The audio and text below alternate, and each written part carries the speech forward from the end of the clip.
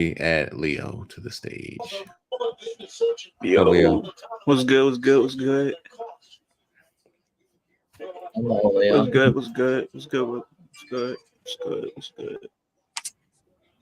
I'm surprised they're kicking off with this match. Thought this would have been the main event, or at least somewhere later on in the show for sure. You know Tony don't care. You're not wrong about that. He does not care. He wants to bust his load very early in the show. That's right. So he can't walk afterwards, literally. Leo, what's up, man? What's good? What's good, Brian? What's good? What's good? Nothing much. Oh, Man. Jordan, Nothing MVP much. is there now. I didn't know he was there.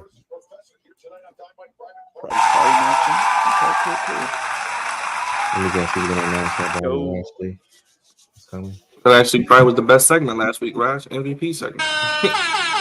Yeah, I think we're gonna probably get a follow up on that tonight. He has an announcement. Yeah, I think he's supposed to be on the show. He's on the show. He has an announcement. Yeah, I think that's Enjoy. what that's gonna be about.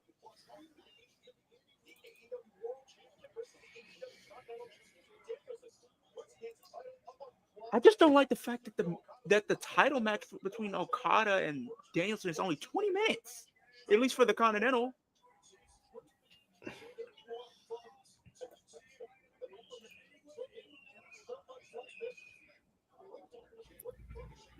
Goofy. You're not wrong about that. That's just goofy to me. Like, are we serious? This is a pay-per-view caliber match, and It is, but Tony don't care. Well, apparently he doesn't do long-term booking anymore as well.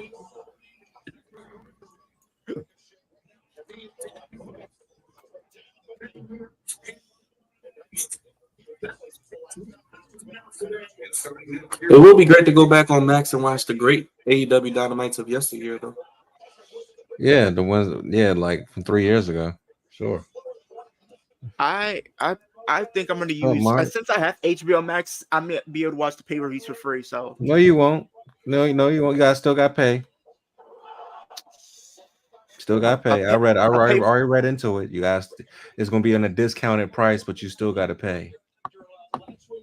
that's beyond me. I already paid Well, for I that do as get- much as it is. I do get Max for free through Xfinity, so No, you're not going to get it. Well, you're not going to get it for free. You still got to pay. no, I'm saying I get I know, but I'm saying I don't have to pay for the additional Max. Like people got to pay. Yeah. Max You don't got to every pay for month, additional Max. Yeah. Or you don't have to pay for the library.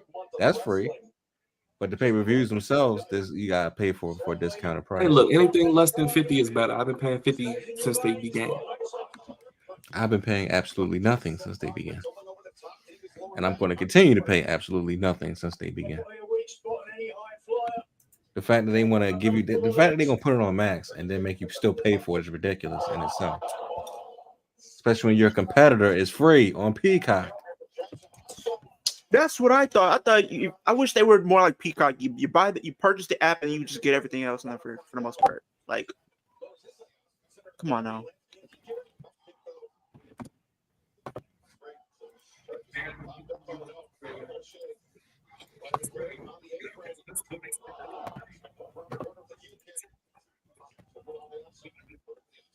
I don't know which contract I would pick.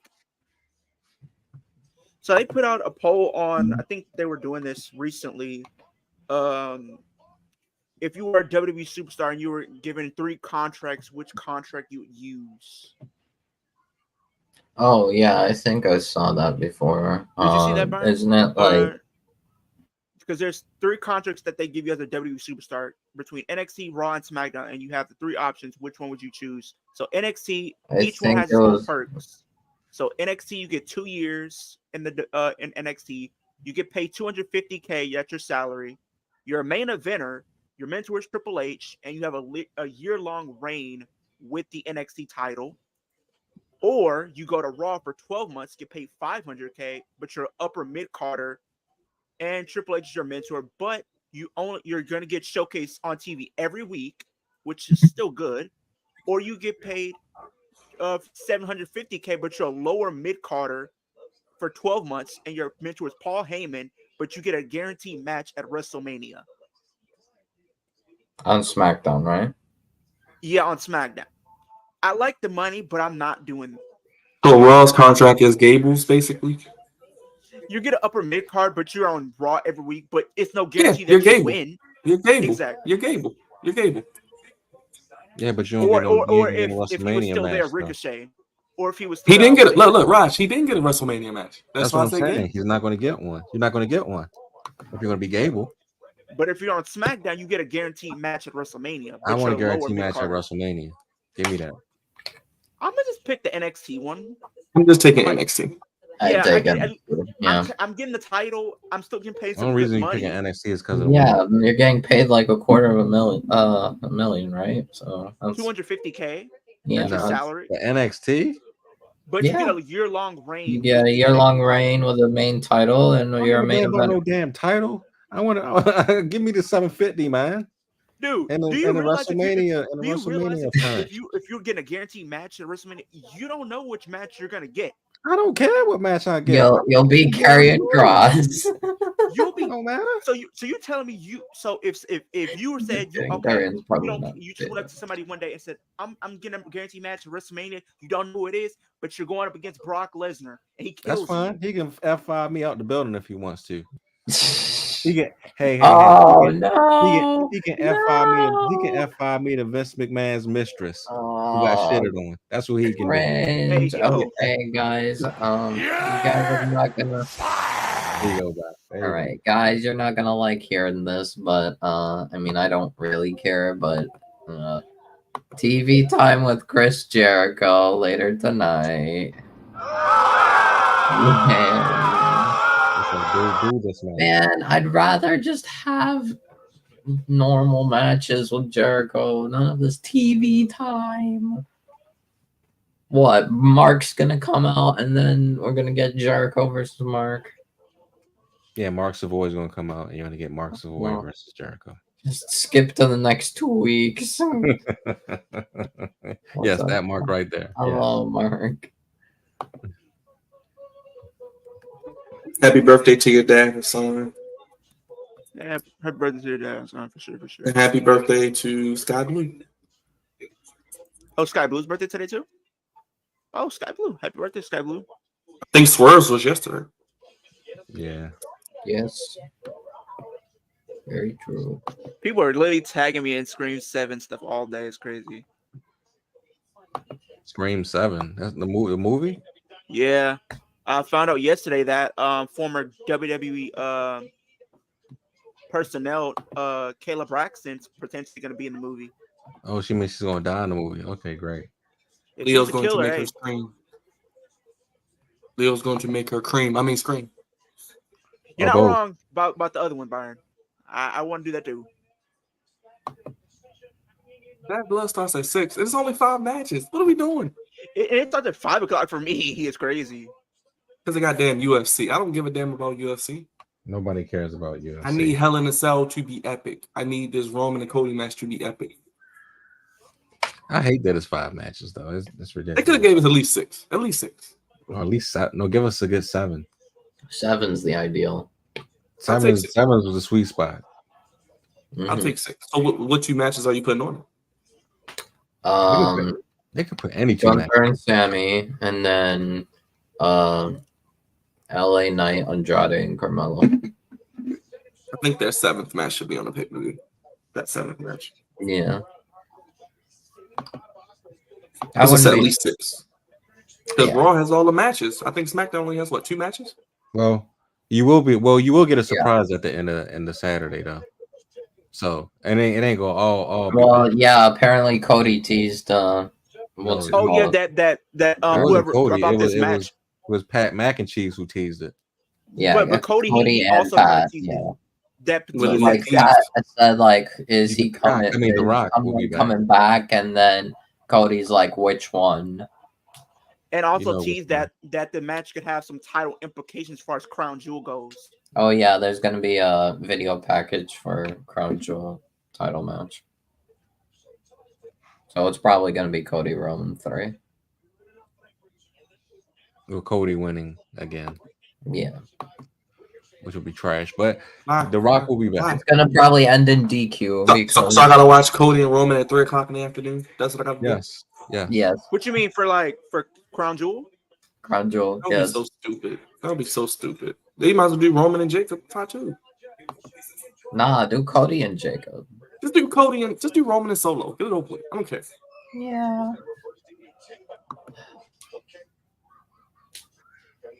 Oh yeah, people are speculating online that maybe Rock shows up at Bad Blood. I don't think The Rock. I think he shows up at Survivor Series.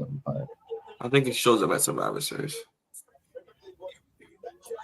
Yeah, because people have been kind of teasing that he shows up at Bad Blood, but I think you should say that for like Survivor Series. I think Hikuleo shows up because the bloodline gotta win.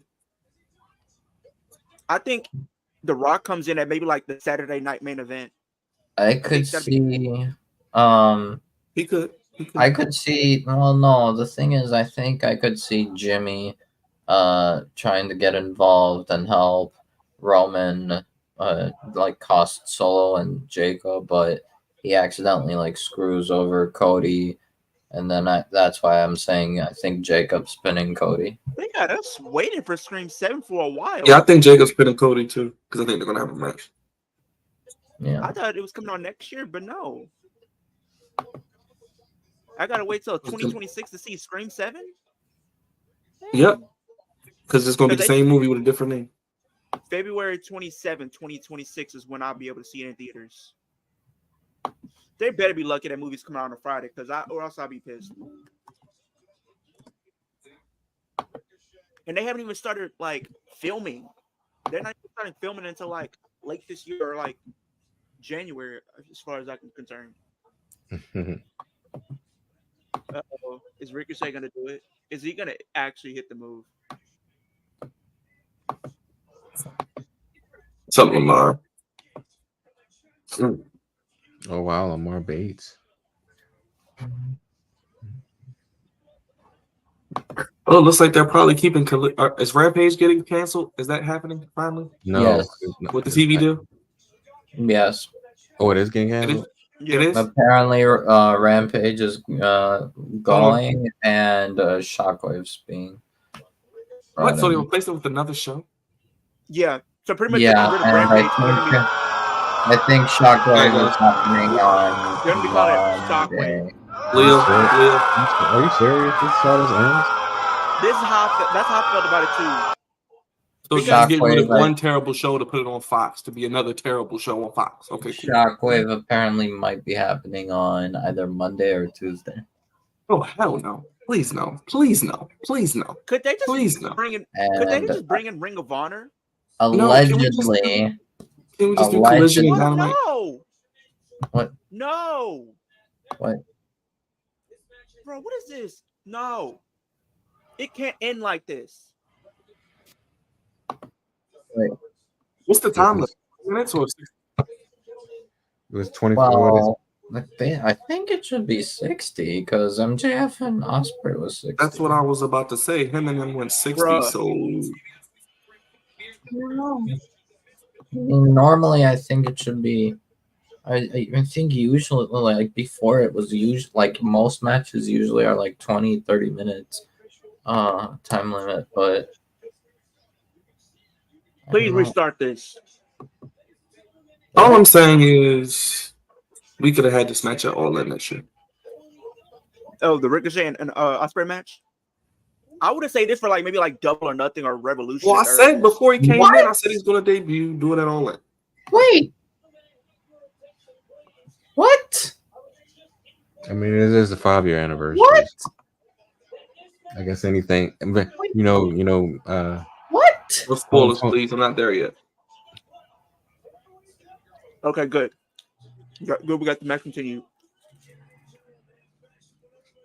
Okay, so no goofiness yet, Leo. Oh, it was for a minute, but then they fixed it. For a minute, it was. I hope they tease MVP recruiting Ricochet. I say he just straight up goes with them tonight. I don't want to bust a nut yet. Let it build up. No, the reason why is because it makes sense because well, if you never think mind. about it. Never mind. Really Goofiness has returned. No, it makes sense because if you think about the whole her business thing to begin with, Ricochet was supposed to be in to begin with. Oh, okay. He was. Okay. He was.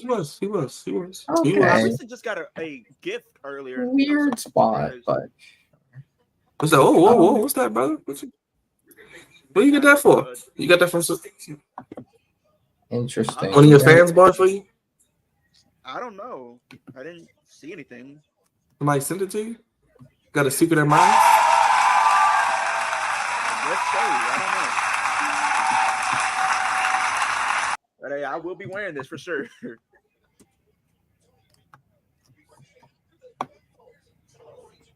You know, if this match had a story, it would be so good. I mean, it's great, but it's like, I don't. What's the point? This buffoon. Okay, I was certainly worried about that. So Byron, did you see the weird spot? Please they're gonna have to make this a triple threat for like Wrestle Dream double pin, basically. Not there yet, but I'm sure they're gonna do something stupid. Oh. I mean, you can tell me. What? Isn't Wrestle Dream the next show, right? It's next Saturday, so 2 straight Saturdays and pay-per-views. Yeah, they're gonna have to make this a match then. Oh, Moxley don't win.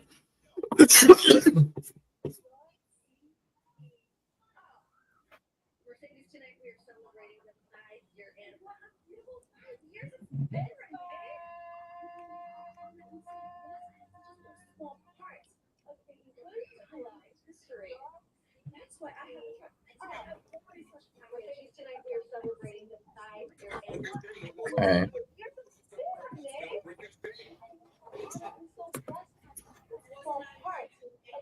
Oh god. So hold on, we're a week away from the pay-per-view when you don't have any matches announced? Okay. No, we don't. Except for like the Moxley and Danielson match. I don't care about that match. We've seen it before. I'm sorry, Leo. I'm sorry. That's his Orioles being eliminated. It's not even that. It's just Tony's goofiness. I mean, Astros eliminated, so we're right on the same boat. Well, at least you've seen a World Series in your lifetime with the Astros. I have not seen one with the Orioles. And at this rate, I might never see one. Hey, I wouldn't give up that yet. I think I'm giving up. Now, don't do that. That's the worst. The last 2 years, they should have had at least got past where they was at the first round. They didn't even do that. They didn't even win a game, Leo. They lost 10 straight playoff games. They're trash.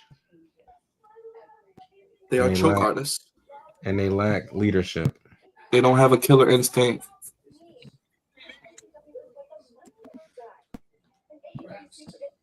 I mean, I get why they're doing that, but like, weren't they just? Oh my god! I don't want to like say too much because I don't know where Byron's at. I mean, you can say it. You can discuss it, bro. Okay, cool. Why is Takeshita? So I'm guessing if they do this. So I guess if they do her business in AEW, Mercedes is probably gonna be a part of it if they do a woman. Like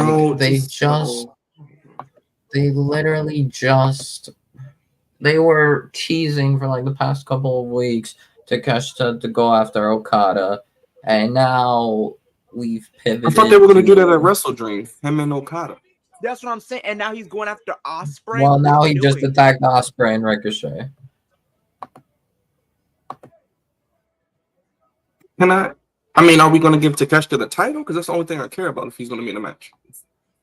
That's that's fine, I guess. If he ultimately unless gets what they're doing. I mean, I would have had Takeshita beat Okada. I think I know what they're doing, Brian. They put him in that match because I think what they're going to do is try to set up like Ricochet winning. He's probably going to win, but not pin Ospreay. So Takeshita's going to take another loss? Probably. They should just had him beat Okada for the belt. Just have him beat Okada. I don't think they were going to have him beat Okada, unfortunately. No one told Tony Khan he was not going to do it. It's a stupid booking decision. Yeah. I thought they were going to possibly pivot. They were going to make Takeshita maybe a tweener or even a face. I mean, I feel like that match would have been good for Wrestle Dream. That'd be a nice undercard match with the main event. But nah, I think we kind of know like Tony Khan's booking with like Takeshita is kind of just hit or miss. Because at this point, who beats Okada? Because we know I think it's Omega. gonna be. I think whenever he comes back, it's probably gonna be Kenny Omega.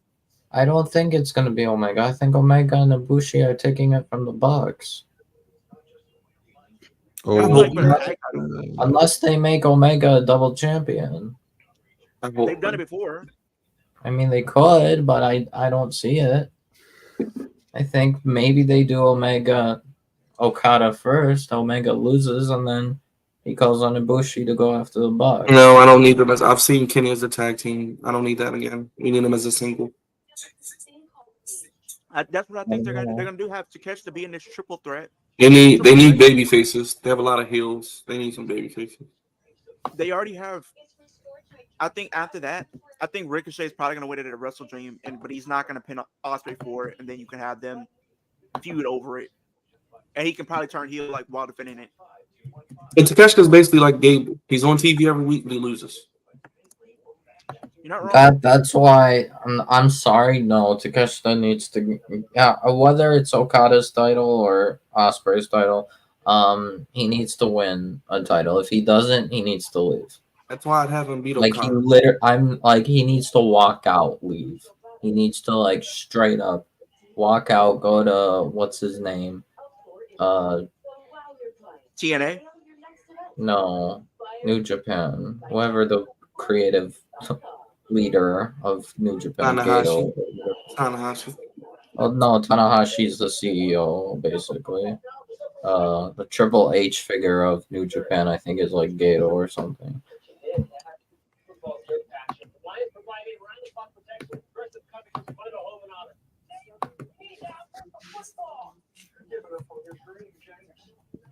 Yeah, it's crazy. Like literally, AEW's next Saturday, and we have Bad Blood this Saturday. It's a lot of wrestling content. Like I know somebody better go off that damn cell on Saturday. I hope it's Drew. I don't give a damn if it's AJ. I don't care if it's AJ, Leo, Larry. Kick Larry in the head. Can he Joe Burrow? Can't he go there? Hey, So? Kick Larry off the cell. Can he be Jamar that Chase? would get him. Not only he would become the biggest heel of all time if that happened. Because ain't nobody's went to the lengths of kicking somebody's dog off. No, Raj, we're not getting Jamar Chase. No Jamar Chase. No T. Higgins. Damn it. Look, they better win on Sunday. They better win on Sunday, damn it. Who better win on Sunday? Ravens. Baltimore's own. Who are they playing? I hope your Cowboys win Sunday too, Leo. They play the Steelers. Sunday Night Football. Hopefully.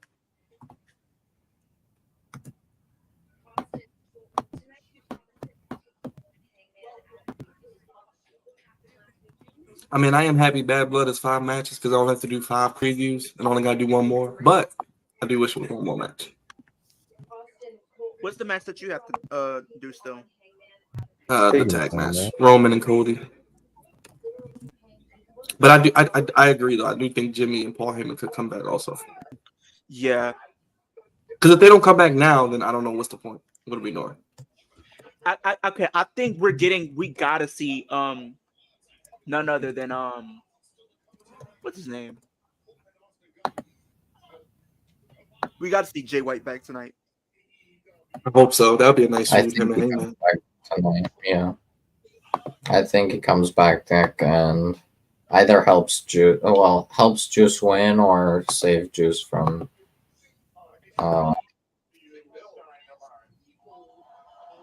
So is he back on commentary again after his match?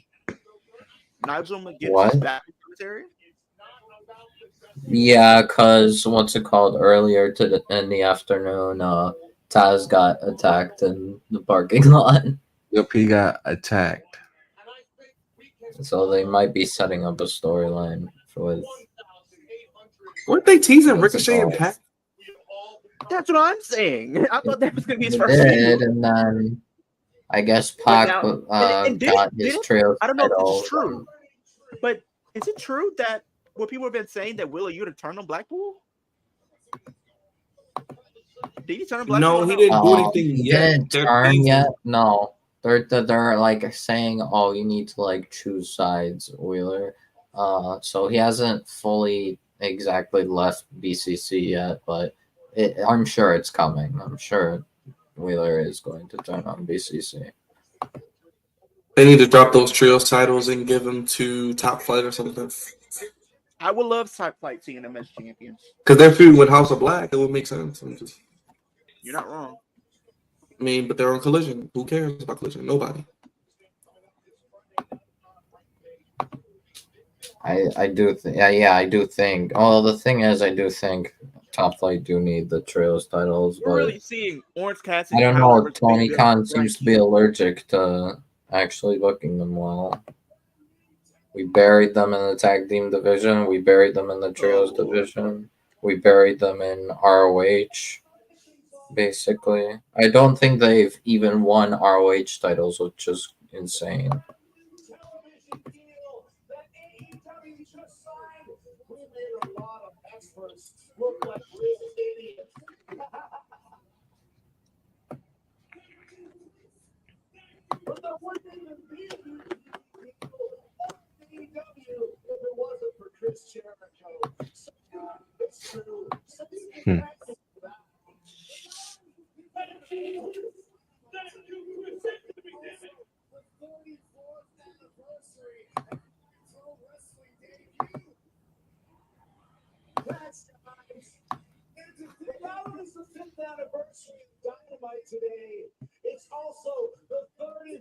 What's the point of a Mercedes hype video? What are we doing?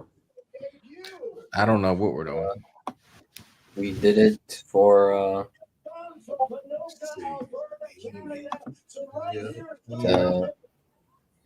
I don't know, but have more MVP involvement. Sorry. Pittsburgh, Pennsylvania, as an 8-time champion is such an unbelievable feeling. Not the branches of orange. My career, I thought I wasn't as focused on winning championships as I am nurturing the branches of the learning tree, mentoring the redwood and the bad apple, and bringing as many young talents into the Jericho vortex as possible, and of course, to get as much TV time as I can. How old is Jericho now? Like 55? Oh, I can look that up for you. 53. 53. Time to retire, Chris. You had a good career. When you get a character like this, it's time to go. You don't want to go. I mean, I don't really. I don't know. I feel like Jericho's being like. Oh my God, we're having more nonsense. Pausing. So, Mark Briscoe, I'm challenging you to a Ring of Honor World Title match at WrestleTree. Oh Lord, no. Do you accept, Mark? Do you accept Mark Briscoe?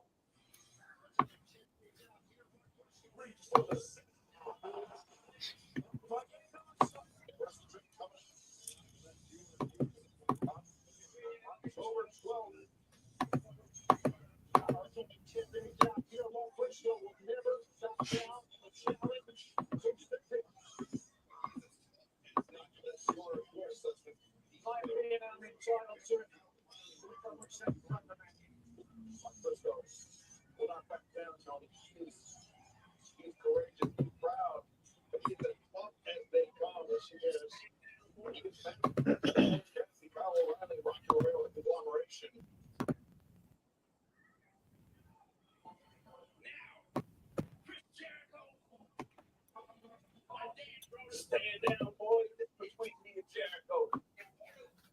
He's right. Now, Chris Jericho.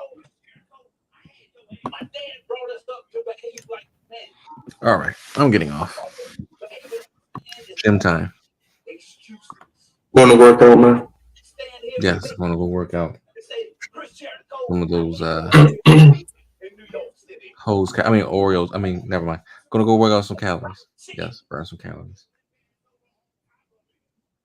The only way that you pick up the victory I shall see you guys later. All right, Rod. All right.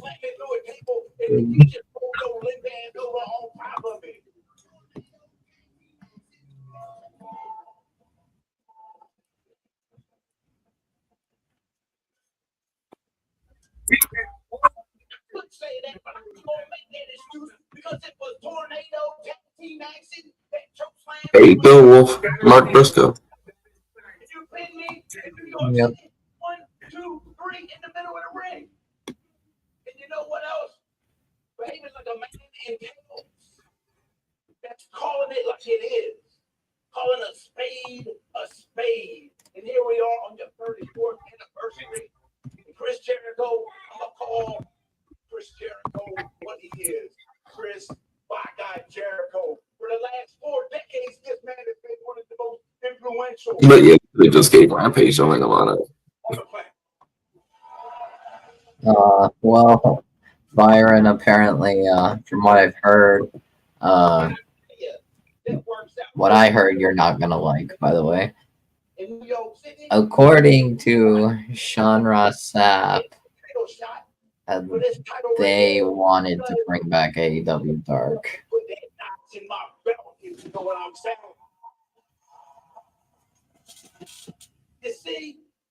Y'all just want me not to be here. You just don't want me here, do you? I Just want me to I leave. never watched AEW Dark. I only watched like 1 episode, and that was it. I don't know how legit it is, but I mean, Sean Ross Sapp implied they wanted to bring it back. Maybe they won't, but Hold on a second, Mark. That's a tall task, okay? You want I don't know. Unless Sean Ross Sapp is just trolling, and which is a possibility. I don't think you can do it. You can't beat I don't get it. Mark. Maybe your brother Jay could have. That's terrible. Yeah. You don't do that. That's wrong. I just want to know the discounted rate of pay-per-views. But everybody knows. Leo, I know, man. We try to get ahead and we get screwed. Once. Oh no. Yeah. Don't you talk about nobody. I don't know why they think all wrestling fans just have money. You want to go there, Jericho? My brother's name out your damn Wrestle Dream. All right. Wrestle Dream. Jericho versus Briscoe. Accept your challenge. That right there, son, that's consequential. Wrestle Dream. 10 days time.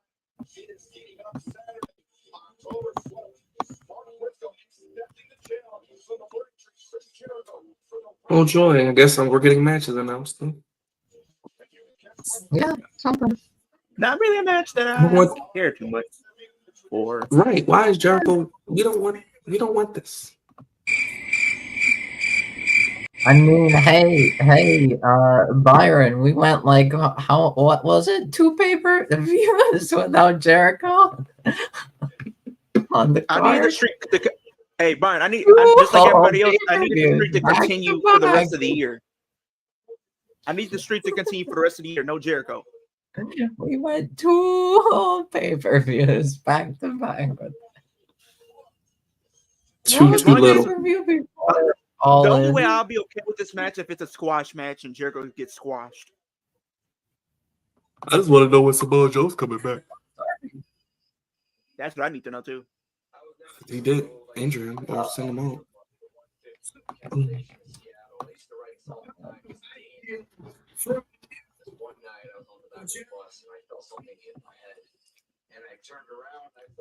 Oh, here comes the person that doesn't have a match anymore. It just dawned on me that they were taking turns spinning at the back of my head. And I turned around and I just tried to mind my own business. There's 3 of them, 1 of me. It was killing me inside, and I wasn't doing anything about it. And I felt it again. And finally, I just turned around. And I got right up in the guy's face, and he said, "What are you going to do about it, you little bitch?" I noticed he's holding up this switchboard. Don't understand the names of conglomeration, but whatever. That sounds like a Disney name of a TV show that I can watch. I'm sorry. I'm okay with that. It felt so good. It felt so good to actually. And I'm sure you're okay with Pure Fusion Collective, aren't you? Weeks ago, John Moxley said I wasn't ready to be. That name ain't Yeah. it either. All I could see is those three guys on the back of the bus. I mean, I've heard worse names. I'd rather be a faction to call the Core than that. No, stop that. Took him back with that one. You said what? You took him back with that one. The core. Yeah. Hell, even Retribution, that's leagues above Pure Fusion Collective. They had so much potential. Retribution. Yeah, when they were attacking people, it gave me Nexus vibes, and I feel like this could have been like what the Nexus should have been. And then, like, once they kind of unveiled who they were, it was the beginning of the end for them because they just started losing and losing and losing. You had Mia Yim losing to people like Dana Brooke, and that's no disrespect to Dana Brooke because she was actually getting used at that time, but she was losing to everybody.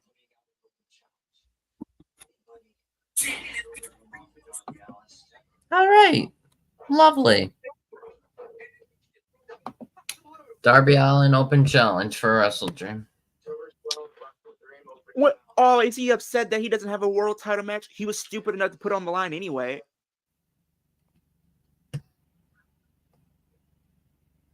I mean, we shouldn't have had him lose in the first place, but Why couldn't we just done like a triple threat or? Exactly. Triple threat. It should have been Darby, Danielson, Moxley. If we desperately want to put Moxley. In no world is he ever going to beat Moxley. I'm sorry. No amount of I disagree. I think Darby could beat Moxley. No. I think he could. If they booked it. The only way he can realistically beat Moxley is if he was like in an Extreme Rules type match or something. And he won like that. There's no way he's winning. I'm just saying, if Moxley wins at WrestleDream, which he should not, what's it called? Darby needs to win it by Full Gear. If he doesn't win, if he does not win it by Full Gear, then we've buried Darby Allin. If Moxley wins, I'm ending the stream as soon as it happens. Well, it's going to be an event, so the whole show. Well, then it will be over right there. Yeah. Because Danielson should not lose to Moxley. Danielson should not retire. He's already lost to Moxley for the world title like 2 or 3 times. He doesn't need to lose again. I would rather him just did Bryan and Darby at WrestleDream. Exactly. Should have been. I thought that was Jay White for a second because I seen his name and it wasn't. Yeah. Talking about false advertisement. It could have just did it 1-on-1. Then if you want to have Moxley involve himself, cool. But don't.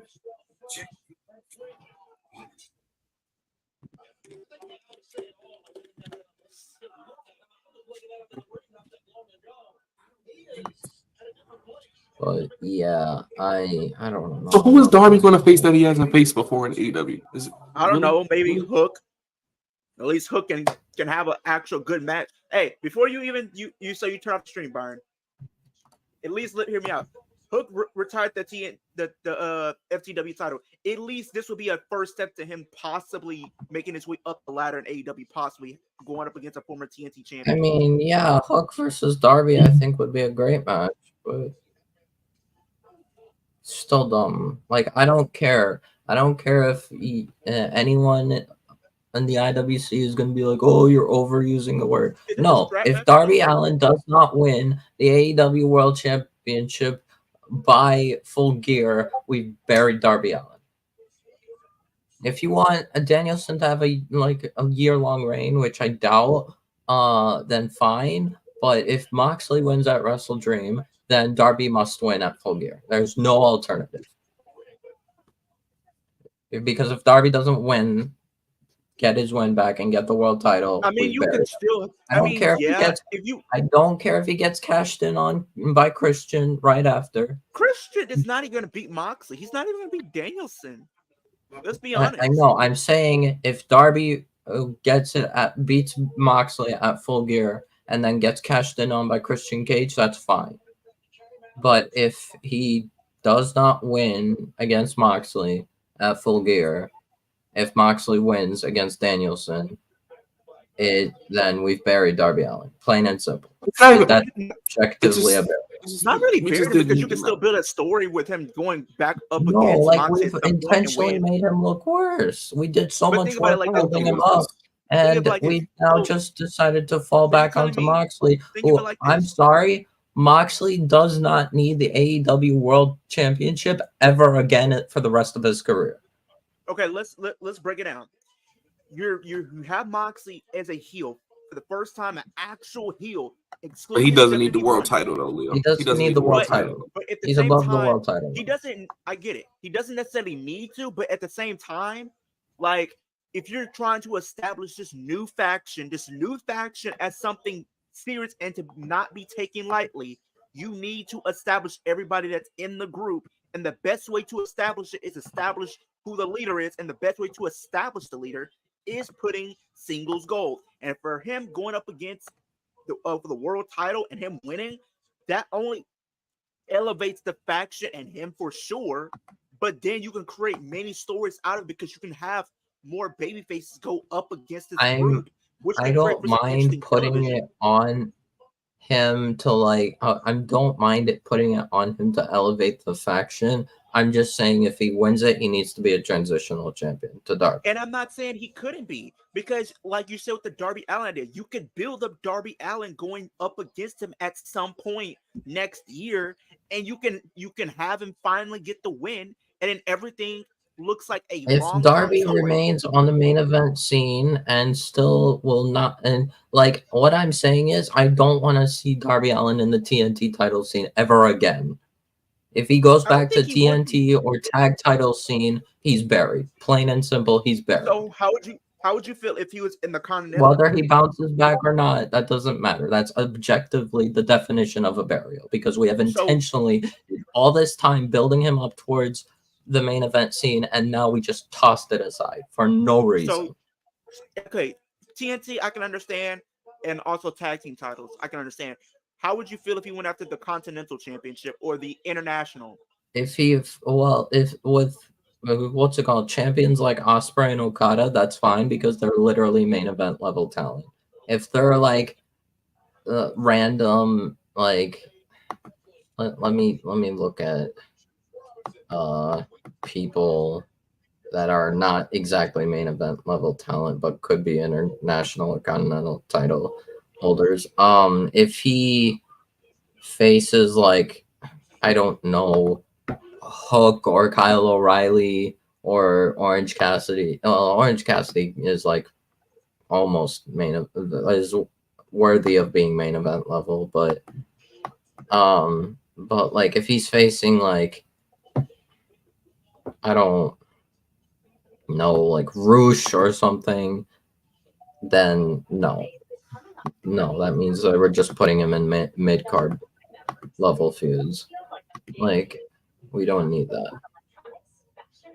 I can see him going into the Continental or like the If he I don't mind him facing Okada. Sure, if he takes it from Okada, I don't see it. But if he does, then that's fine.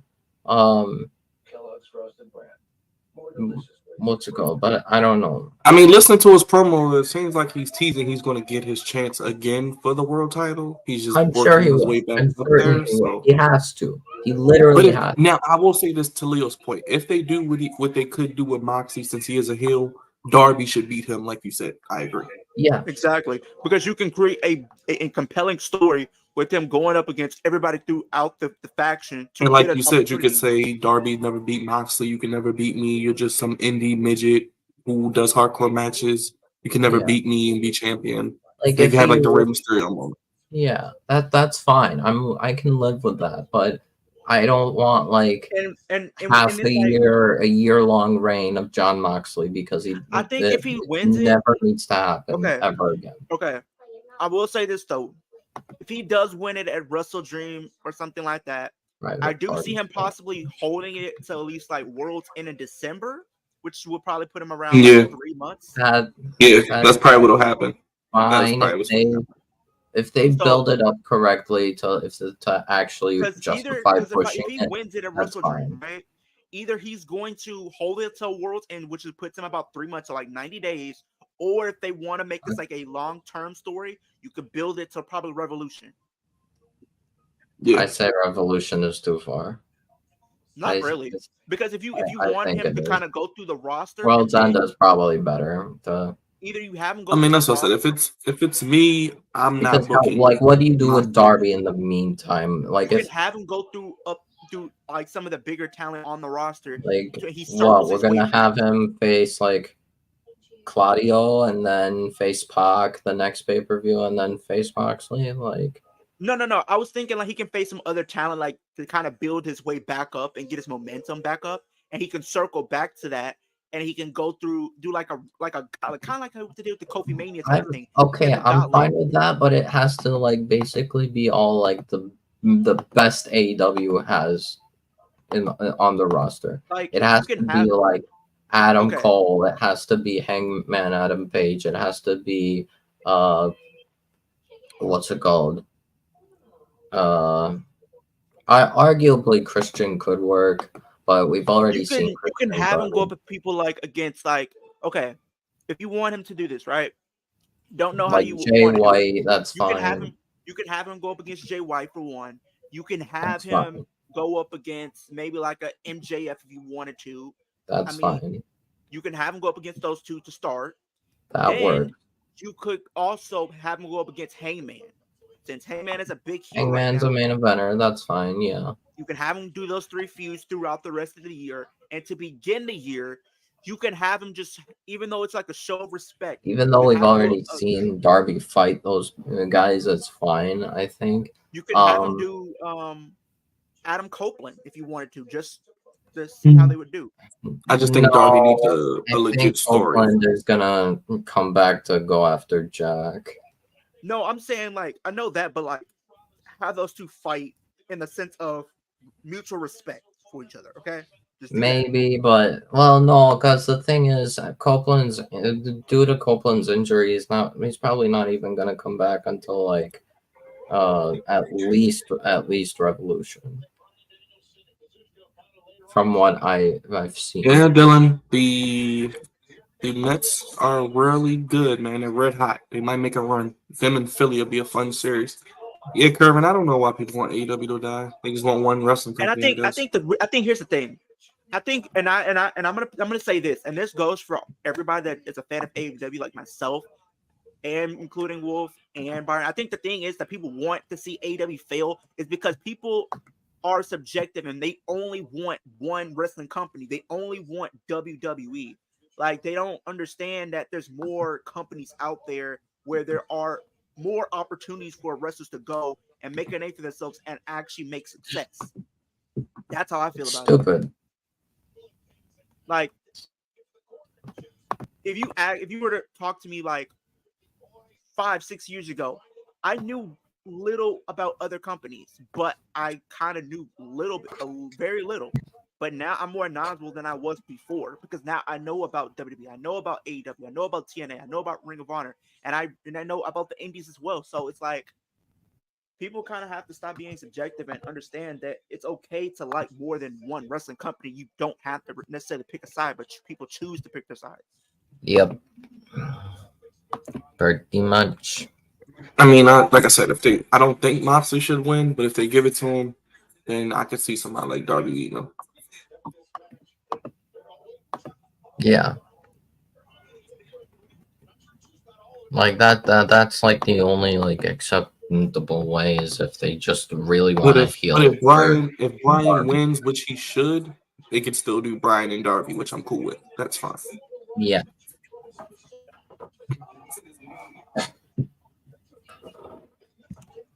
Like I said, then if they want to have Hangman, like you said, Leo win the belt, I'm cool with that too because he's the even next like biggest win heel. the belt, not even win the belt, but like have Darby go up against odds to build his way up to Moxley.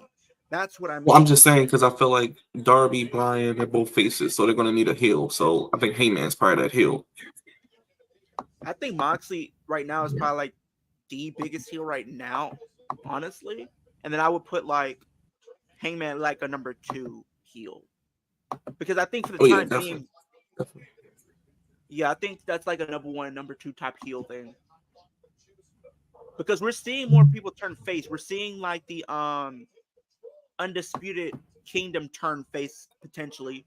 We're seeing the Juice Robinson and like the Guns turn face. So it's like we're gonna probably need some more people to take that top mantle spot. And really, honestly, the top heel, like honestly, was MJF, but we haven't really seen MJF as of late. So Moxley's kind of just taking that spot. And we still don't know the contract status of Daniel Garcia. He could have probably left the company. Well, yeah, I think his contract's about to expire. Well, apparently they're like feeling confident that what's it called? Garcia will resign, and they've already like started. They have like creative plans in place in case he does Resign, yeah. But right now, WWE right now is throwing a hefty amount of money to sign him. Like they're very clamoring at the bit to sign him. I don't see. I feel like it's just a way for them to like snag him and then do it because I really don't see how Garcia like thrives in WWE. I don't. You don't know until it happens. I mean, it's one of those things that I mean, he's just going to be in NXT. He'll just be in NXT. Will he do anything? We don't know. Like I don't think it's smart to do. I don't. He's not going to the main roster. They're not going to put him on the main roster. He's only going to go to NXT if he goes to WWE. I can see him going on the main roster. Just like Ricky Starks. They're not going to the main roster. They're going to NXT. Ricky Starks, Ricky Starks can go to the main roster. He's not going for the jump. He's going to go to NXT. Hook, though, I could see it. The thing is, I don't think Garcia should go to WWE because right now he's being pushed. He's like in an upper mid card status. He's being pushed towards the main event scene. His heights in AEW probably are higher than WWE. Yeah, like it's very realistic to see Daniel Garcia as AEW World Champion. It is not realistic to see him as WWE World Champion. Like the for the next 5 years. The only reason they want Hook is because he's Taz's son, and they're going to push him because of that. That's why. And even then, he'll probably still only be a mid-carder. They're gonna do like Ethan Page. They're gonna book them to make them look good because Tony didn't book them right. So they're gonna try to blow it in the face of AEW when they really don't care about these guys either. What is Ethan Page gonna do now? Because if Ethan Page goes to the main roster, and somebody made a great point, he's probably gonna be like an Intercontinental or US, and that's probably like it. If that. But he's not beating LA Knight right now. He's not beating Jey Uso right now. He's not beating Gunther or Cody Rhodes or whoever else you want to put in. I don't think Ethan is even going to go to the main roster right now. I think he's probably it's like only but so much. The thing about NXT too, they don't have a lot of main adventures down there right now. Oh my God. Let's go. Yes. There we go. There we go. Where you been, Jay? Let's go. Yes. Let's go. Get him. We missed you. Yeah, I'm glad they did the right thing. Where you been, Jay? Dream, man. Oh, I'm ready. I'm so ready. Could you imagine if this was Adam Cole for some reason? Like, oh my God, I would have blew my load right there. I'm not gonna lie. The fact that he's still hurt is ridiculous. Ooh. Well, they're hoping that Adam Cole will come back soon. I think he's on the. You've been saying that how long? You've been saying that for how long? How long have you been saying that? Well, I think right now he's in like training mode right now. He's like training right now. Yeah, right now I think he's training to prepare himself to come back. We've been saying this since Double or Nothing, honestly, Byron. Like him coming back. Well, At this point, no, it I was don't know clear if he'll ever come back. I mean, at Double or Nothing, it was clear that Adam Cole was still in the recovery phase, but because he was limping out. But yes, He's been hurt for a year, over a year. Oh, I have missed this theme so much. None of this Burning Daylight theme. None of this. Just use a Switchblade theme from now on. Like, Burning Daylight's not a bad song, but please. We got to get Jay White into maybe Jay White can retire, Brian. I mean, technically, he just didn't face, so.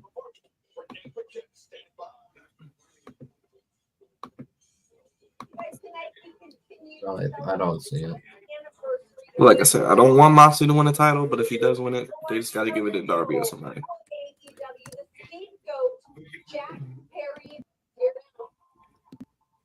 Shibata. Oh yeah, they did.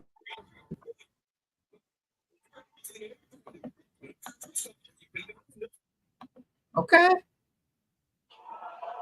I'll think about it. Okay. Oh. Damn. Well, it didn't take long. So he just went up to her and asked him for a title match.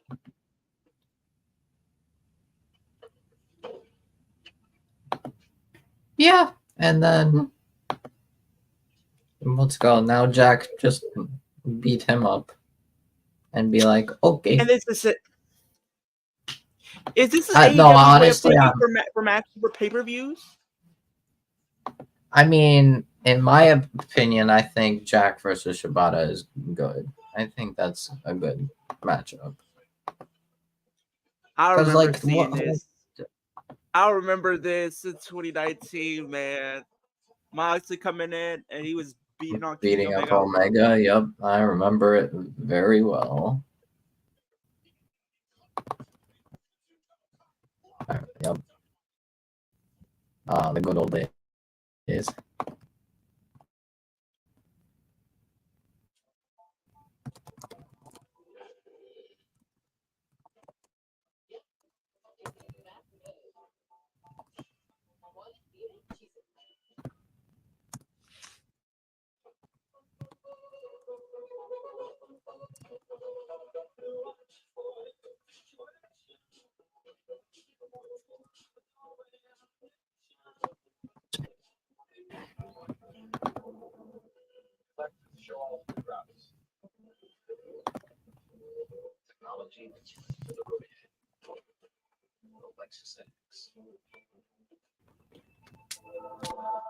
I worried that he was falling behind in growth. So we tried Pediasure. It's clinically proven to help kids grow with 27 vitamins and minerals and protein. Now he's thriving and smiling. Pediasure was a win for all of us. I'm guessing Brian is the main event. Yeah, Brian versus Okada. Is it the main event or not? Yeah, it's the main event.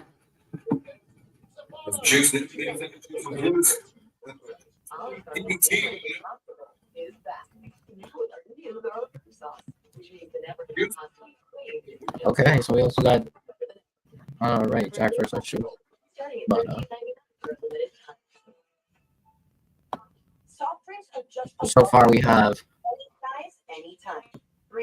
Moxley, Brian, Jack, Shibata, Darby Open Challenge, and you possibly have like international triple threat, possibly. All the people to go against Jack Perry, Shibata. Really? Is he even signed to AEW?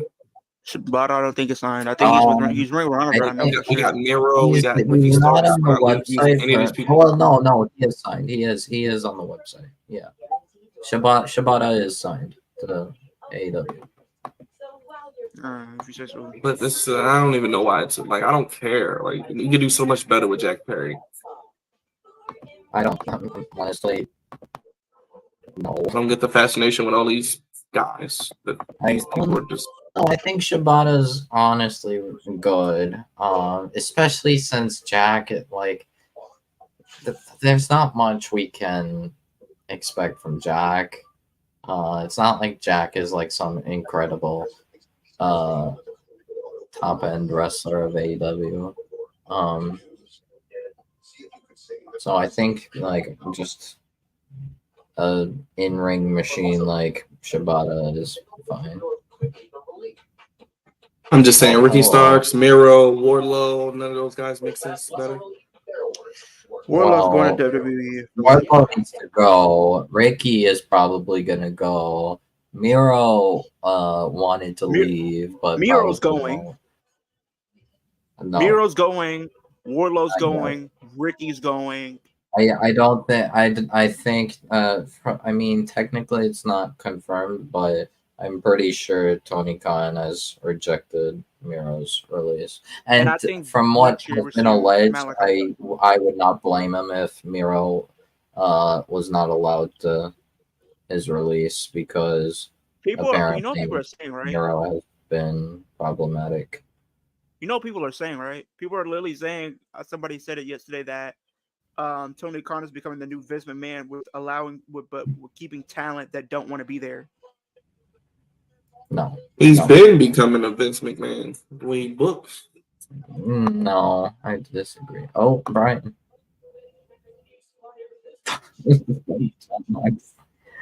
Oh my god.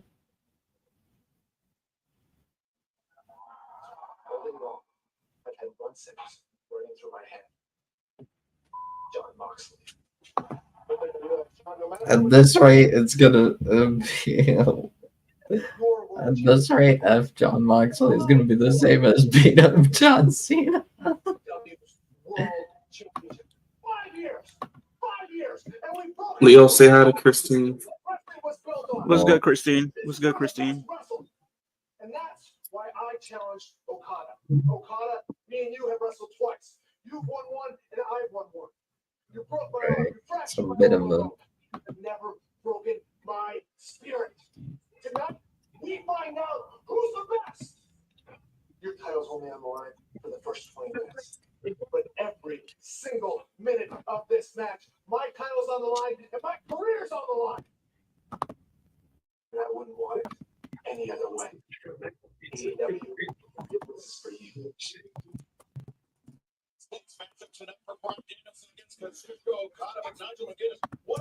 So what are the rules of this main event again? Okay, so pretty much both titles are on the line at least for and then pretty much what's going to happen is... And then after 20 minutes, it's only the AEW World title. Yeah.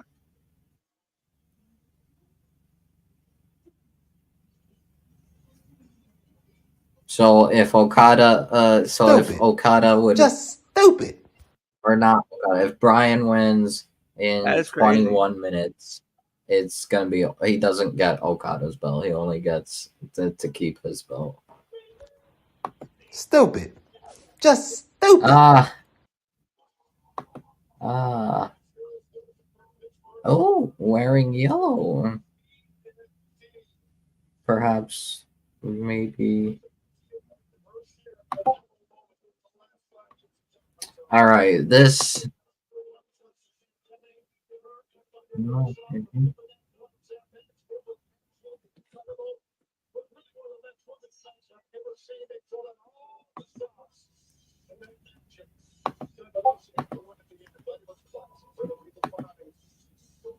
I do like the scapegoat mobile. Yeah, the bus. Running around with the bang bus. It's something different because you see a lot of people with like the cars or like other stuff. All right. Unfortunately,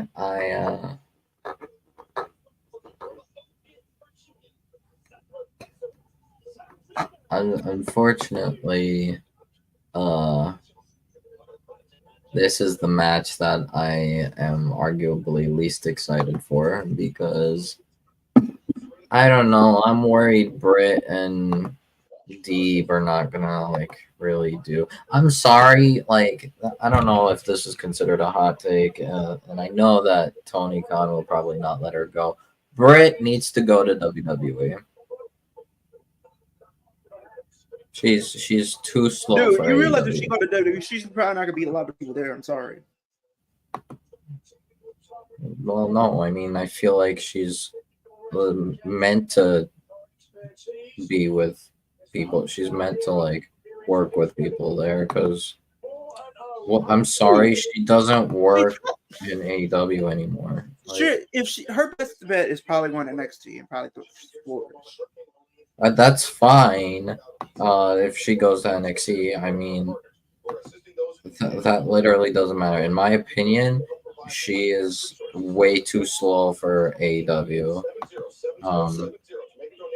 Because now there are more and more women that are starting in to no way, shape, or form is Britt a formidable opponent for Trinity. But I agree. Right? I totally agree. 100%. I agree. Well, I think what pisses me off is there's no story. It's just a random match. There's never been a story. Like no, but I'm saying you got Serena Deeb, who's really good. You're doing nothing with her. Where's Thunder Rosa? Where's Chris Statlander after beat Thunder Willow? Rosa is injured. She would be No, she's always injured. super She fast. has a minor injury, but she's not like cleared to compete. It's not even about her going to WWE. Like I said, they Like, botched the whole Jamie Hayter return. It should be Jamie and Britt. Come on. Yeah.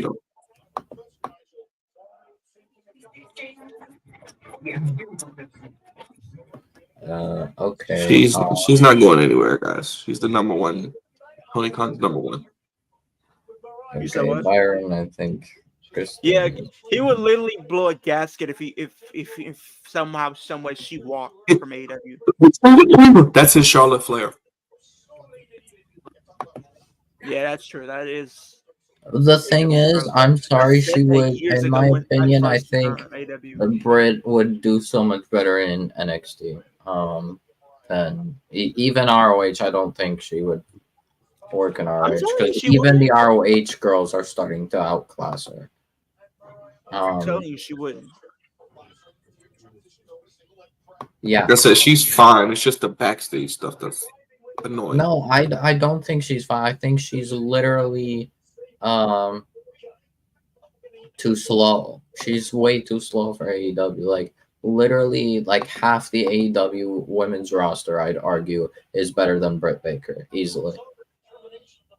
Half of the majority of WWE's roster is the same way. So what's happening? Well, no, I'm saying like, oh no, well, I mean, in NXT she would be fine. Anything great. Who is she realistically beat over there besides like your lower card temp that we know that's probably don't stand a chance? She's not beating Rhea. She's not beating Bianca. She's not beating Becky. She's not probably gonna beat Charlotte. What I'm saying is she should be on NXT.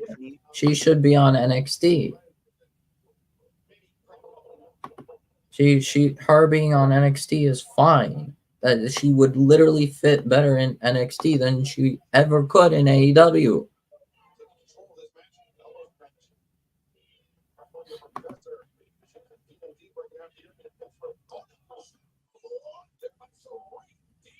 Because like, or even ROH, because I'm genuinely thinking the ROH talent are starting to outclass her. Like,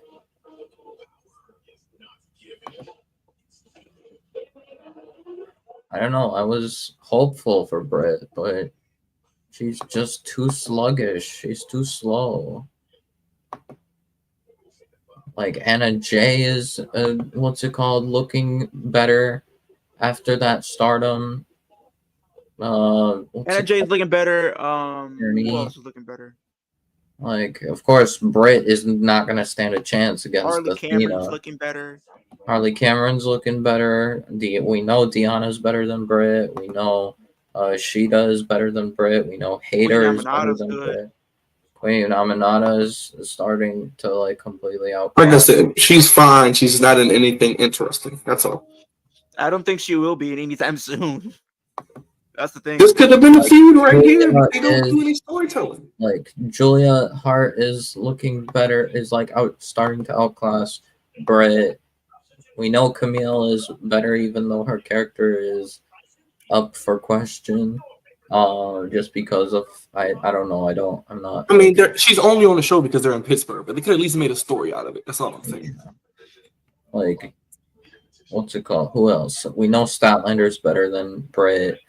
We know Mariah is looking better than Britt. Mercedes. They're doing nothing with Mariah either. I don't want to hear it. Nah, her title reign Well, they had it with Tony, and then they just fell off a cliff. Like I said, she's not anything interesting. Like Mariah isn't doing anything great, but the story was so good, we don't care. It's about story, guys. I don't care. Like Julia and Roxanne was trash yesterday. I don't care what anybody says. It was trash. It was trash. Hyped it up, but trash. I disagree. I think the match itself was fine. I think it just definitely was sudden at the ending. I don't like that the ending was sudden. It probably was a bit too premature to do the ending. I don't mind Cora coming back and costing Julia. I just think they did it a bit too soon.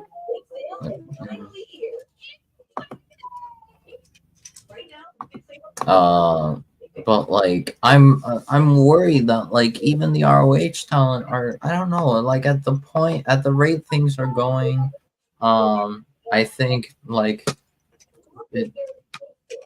I feel like the best chance Brett would have is like going to NXT now. If she doesn't, she stays in AEW, she'll have to retire like soon. Otherwise she'll be arguably as bad as Saraya. And I hate saying that because, ugh. And the thing is, I wasn't excited for this match because I was worried that, like, I do think Serena Deeb is good, but I still think she also has, because she also has a slow style, I think it would just kind of make the match way too sluggy and way too turtle-ish, which is I don't think would be good. But like, yeah, like we said, Aminata's looking better, Red Velvet's looking better, hell, Sky Blue's looking better. I'm sure if Tay Mello is cleared apparently, and we'll come back sometime soon. I think she's training right now to prepare to come back. But if she comes back, I wouldn't be surprised if Tay Mello looks better than Britt eventually. I don't know. I didn't even see Queen Mia back there. What's up, Queen? How you doing? Queen Mia. Hello. Hi. Hey guys, I'm here. Guys, my birthday's in 13 days. Oh.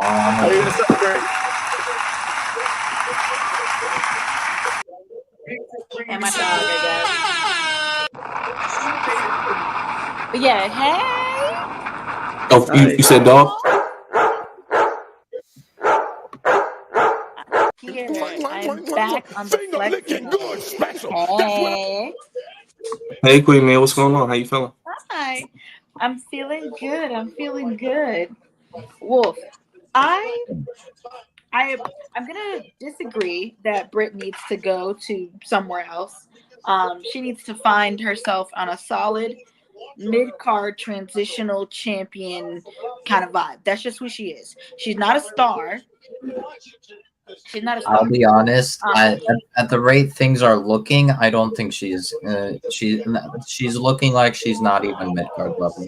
She's jobber level. Honestly, to be honest with you, I really don't care. I've never been like her biggest fan because I've never seen her do something that made me be like, wow, like Britt actually did that. Like she's never been like never in the ring, never on the mic. Like she has never been a woman that has made me be like, yes, like this is a star. Like, you know, for me, nothing about her look makes her a star. Nothing about her moveset. Nothing about the way that she speaks. Nothing about the way that she acts. Her character, like nothing. She does nothing that really sets her apart. She would absolutely drown in WWE because in WWE, when they want to make somebody a star or when they feel like a person has like star qualities, you're gonna know it, right? With Jada Parker, right? Let's talk about like the woman that they have in NXT that they're showcasing, putting a lot of faith in, right? Jada Parker has the look. Jada Parker has the character. What she needs right now is in ring work improvement, and they're gonna make her a star. The more, because we do see her consistently improve. The more she keeps working at it, the better that she's gonna get. That right there is a future main title holder. That woman right there, and you can see it with the work that they're putting into her now as they're on NXT, right? And then you can look at Roxy, right? Or I'm sorry, Roxanne Perez, right? You see her in this main title picture. You see her right now. She's holding down the fort for this title. Yeah. She's putting on the promos. She's putting on the matches. She's there every week. We haven't seen her take an absence yet. Work, yeah. Like we see her doing what needs to be done, not just to be like a consistent champion, but to also elevate a title and elevate a division. If they're going to use her to elevate the division, that's fine, because if they want to like put her over there because they feel like she's got what it takes. The only negative that like Roxanne's really dealing with is that she's small. And when you have a roster that is filled with, much taller, and honestly, a lot of the women are a lot thicker than what are on NXT. So, that's the only negative that she has working for her. But she has the technique, she has the skill, she has the look, she has the in-ring capabilities. She has all of these things. So it's like, if we only need to work on this one thing with a person, we can do that, modify it up, and push them to the moon, right? Britt has multiple things that we would have to change and elevate in order for her to make it and be a successful star in WWE. So I don't want her to come here, because personally, when I look towards the future, it's not her. I want women like Jada Parker, Bianca Belair. I'm fine with Jade now. I don't think that she's gonna have like longevity within wrestling, but right now, I would appreciate some more people that look like her. Like and then eventually, I would really like Queen Aminata to come to WWE, because she has everything. Like literally, she has everything. She has. I watch NXT for Big Bikini Lions. Crap. Hey, get a babe. Sorry, y'all. Hold on. Okay. Deep.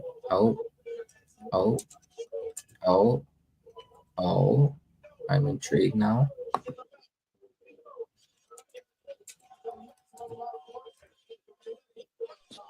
So, I am not about to put her in a position to fail, because that's what would happen if she went over to WWE. She would just fail, because there's no one there that is capable of slowing down to a point in wrestling down. That's not the point of wrestling. That's not the point of making it to the wrestling future. Like, the wrestling future is filled with wrestlers who are either technically, like, they have technical prowess, so they don't have to do a whole bunch of other things. Like Serena Deeb, she has technical prowess. I don't need her to jump off shit. I don't need her to do anything. I don't need her to do anything except be as technically savvy as she is, because that's what she does. Working the ground, working her opponent. That's what she does. That's a wrestling style that we don't often get to see in women that I really appreciate from Serena. So I don't think that she's a slow wrestler. I think that she is a technical wrestler, and we can see that like with Daniel Bryan, right? When Daniel Bryan wants to work with an opponent that he has to break down, we see his technique on par with the likes of a lot of the greats from the past. And when we look to the future, that's what we want to see. We want to see, people who are capable of showcasing all of these different things. Britt is not that wrestler. Not that she's good enough for AEW, but she's not good enough for WWE. She's good enough to be here, but eventually, if she doesn't do something, either gain some technique or get a whole personality revamp, a whole character revamp. She can still be D&D, but she can do the doctor gimmick, I think. But she needs to do something that is going to make us want to watch her, make us want to be like, I want to see Britt in this space. Nobody is saying, oh, I want to see Britt Baker in this space. Nobody's saying that, because we don't. We saw you on our TV during AEW's come up. We saw you there, and you were doing what you had to do there because you were the only one there with enough skill to be put on their main card, because they didn't have anybody else. Everybody else was trash. So you were the most one that had like the most experience to a point where like, you know, we could sell that to the world.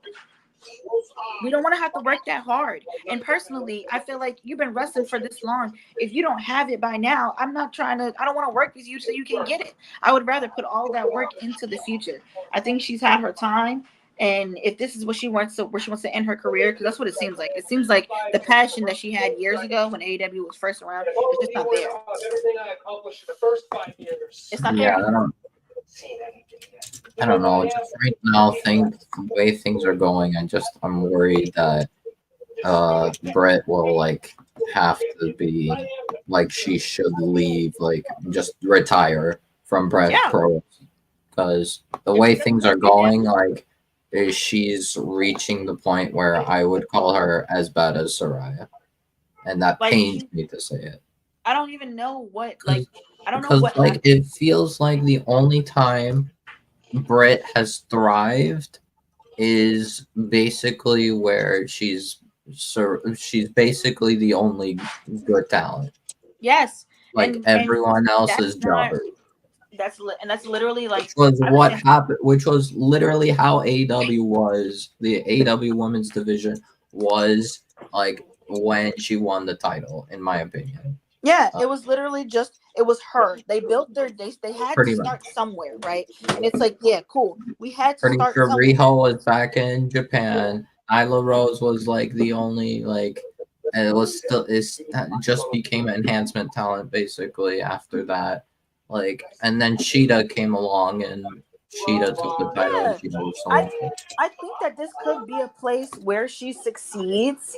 It just like she needs to do something that shows that like you want to be a success in this industry, or that you want to be, you know, a success where you are. Because if you don't evolve, the other talent will eclipse you. And holding on to your name and being like, you know, the power person that was there, you know, when the company first started, that's only going to take you so far.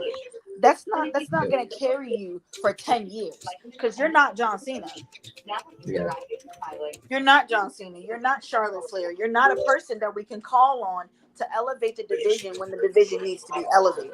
You're not that person. So she needs to evolve, because she hasn't. I don't know what she needs to do 100%, but I know that there's multiple things that are negatively impacting her wrestling, like popularity. Yeah. And I would like to see a change. I want her to prove herself to be something worth, you know, watching. Hey, Kervin, stop it. Kervin, stop it. Do not put that bad juju out there. Do not put that bad juju out there. Kervin just said call Eva Marie. You can't call her. I will have words against Tony Khan. She could call on God if she wanted to. She ain't going nowhere. I don't want her anywhere near wrestling. Oh, that's a person that does not have a passion for wrestling. You know what's crazy? You know what's crazy though? I literally just did a reaction video earlier, and she was on the worst match of 2015. She had a match with Billie Kay. She literally botched every move in her match in NXT in 4 minutes.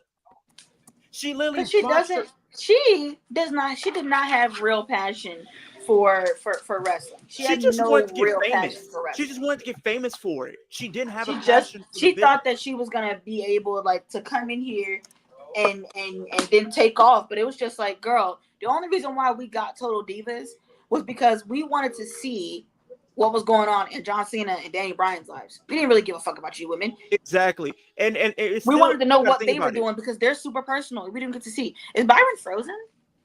Oh no, and we were still in a different time period too, Queen Mia. We were still in a different time period too, because I was reading. I was doing something. Gotcha.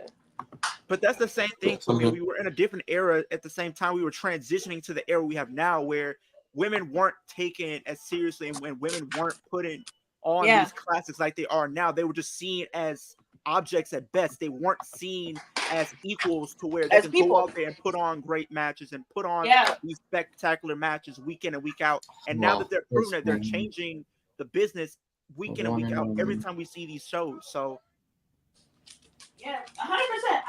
I agree with you. Mariah, wonderful. Yes, I'm here. Listen to the conversation. we know what we're dealing It just with. shows how the business is continuing to thrive and continue to change and evolve week in and week out, and I'm loving it. And it's like we can't. But it's like we can't. It's not the same era anymore where we can just see these pretty little faces. It's more than just looks now. You have to have a passion for what you need real talent. You need real talent to survive. That's why you see them getting these actual talent that's in the indies or potentially were athletes in other sports.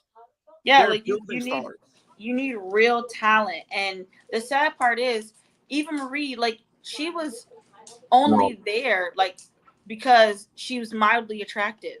Like that's it. Because if they thought that she was ugly, like she's conventionally attractive, and if they thought that she was ugly, she would not have had any sort of chance at all, ever. That's what I call. Okay, Willow, I see you. Willow hit Mariah away with the Will Smith slap right there. She didn't even hit her in the face.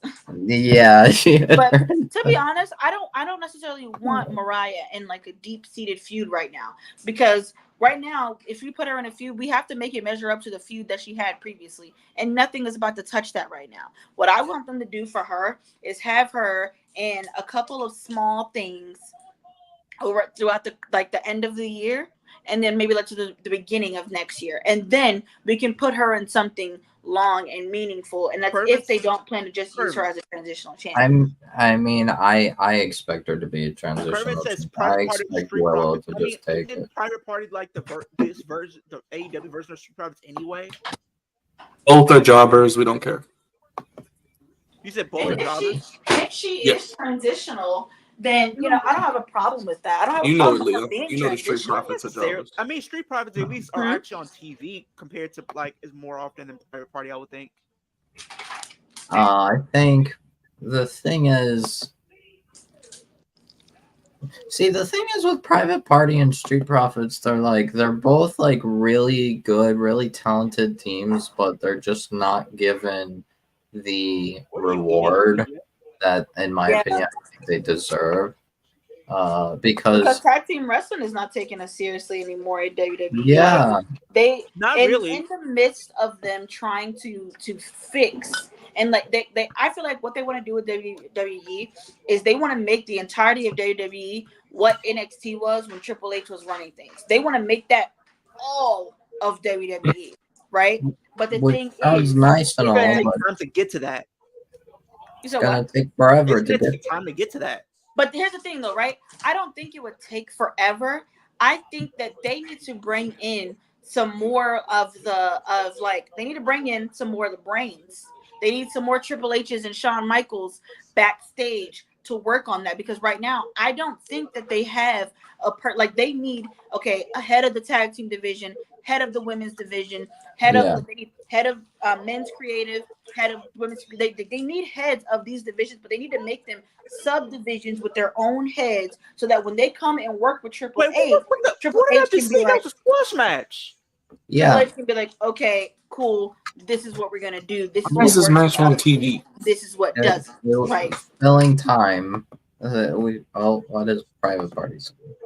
Right now, I don't think that they have Triple H is so focused on trying to make everything good. People and other essences of wrestling are getting lost in the shuffle. So other things are getting lost in the shuffle. Right now, tag team wrestling in WWE is drowning. It's drowning. AEW struggling to keep it afloat. They're trying, but they can't do it because Triple H is so focused on trying to make sure that his main products are there. But there was once upon a time, right? We had several different tag teams, and they were all capable of closing a show. And we don't have that anymore. We don't have that anymore.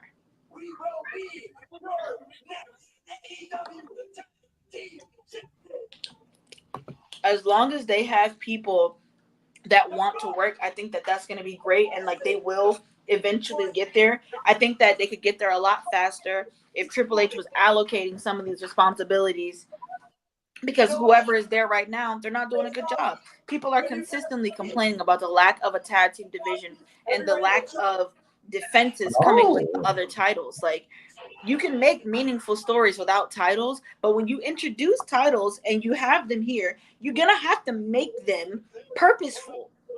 Why do we have this title? Why is this title important? What is this title going to do for the people that compete for it? If not, elevate them and make them something to see. They're not doing that right now. I don't know why they're not doing it, but I feel like it's because there's not enough mental like manpower, and they need to get it so then we can have a full service wrestling show. Okay, so we had this squash match just so Private Party can call out the Young Bucks for probably Wrestle Dream. Well, technically they said no, but they're probably going to push it off the Wrestle Dream, which I'm okay with. They're not going to win because it's clear that Omega and Ibushi are going to beat the Bucks, but so it's definitely time for this particular idea that I'm cooking up right here. Why don't we test that confidence? Why don't Nicholas, by the way, is his name? Why did Nicholas and Matthew put their World Tag Team titles on the line against you two right here, right now in Pittsburgh?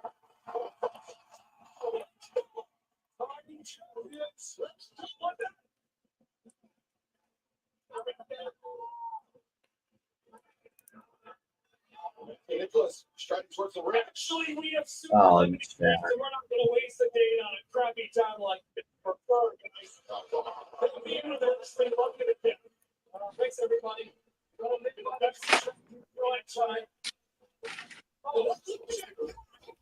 Well, they do have a damn overrun.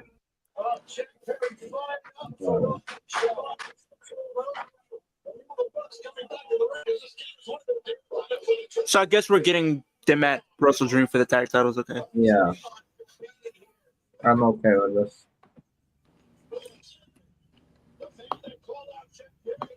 All right.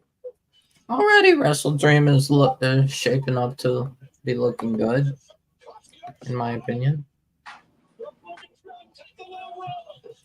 I think that putting Private Party on the main stage like this, in a place where they've never been able to go before, it gives them a time. It gives them a chance to really prove whether or not they can sink or swim in the tag team division as a mainstay, as being like a big name in the tag team division. Yeah, because they proven it. I mean, an opportunity to prove that because they haven't had that opportunity yet. Like most of the other teams that have come through there have had pay-per-view spots that actually like meant something that was meaningful.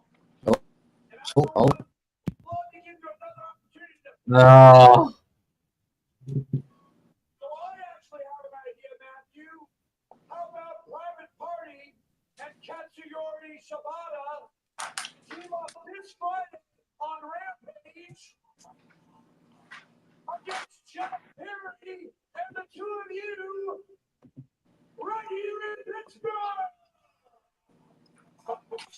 Because I feel like when they beat them in 2019, yeah, it was a cool moment just because of how they were being booked back then. But like there was really no follow-up. They didn't do a great follow-up with it. So it's just is what it is. But like you said, putting them putting them on the pay-per-view would be a good idea, in all honesty, because I don't really think they have had a pay-per-view match in quite some time that I can remember. They've never had a meaningful pay-per-view match, and this is going to give them the opportunity to show whether or not they can stand on 4 feet as a team and prove to be an actual team. Oh, there he is, MVP. But this is pretty much how I see this. Yes, it's going to be a good match, but this is a sink or swim situation for them. Can they be a big name to carry that tag team division forward? Can they be the future of the AEW tag team division to help it like boost and reach a new level? I believe in Private Party. I do, because they have the skill, they have the charisma, and then they also have a tag team moveset that we haven't got to explore. So I think we're going to see more of that. I mean, we've seen some of it, but we haven't seen it in its entirety. So I want to see that. And I think that if they don't push them there, then they can absolutely go to WWE and be a force to reckon with there. Yes. Welcome to AEW, Shelton. I don't deal with complaints, but he does. Oh, Shelton. Yes. The AEW viewing audience to my department, Mr. Shelton Benjamin.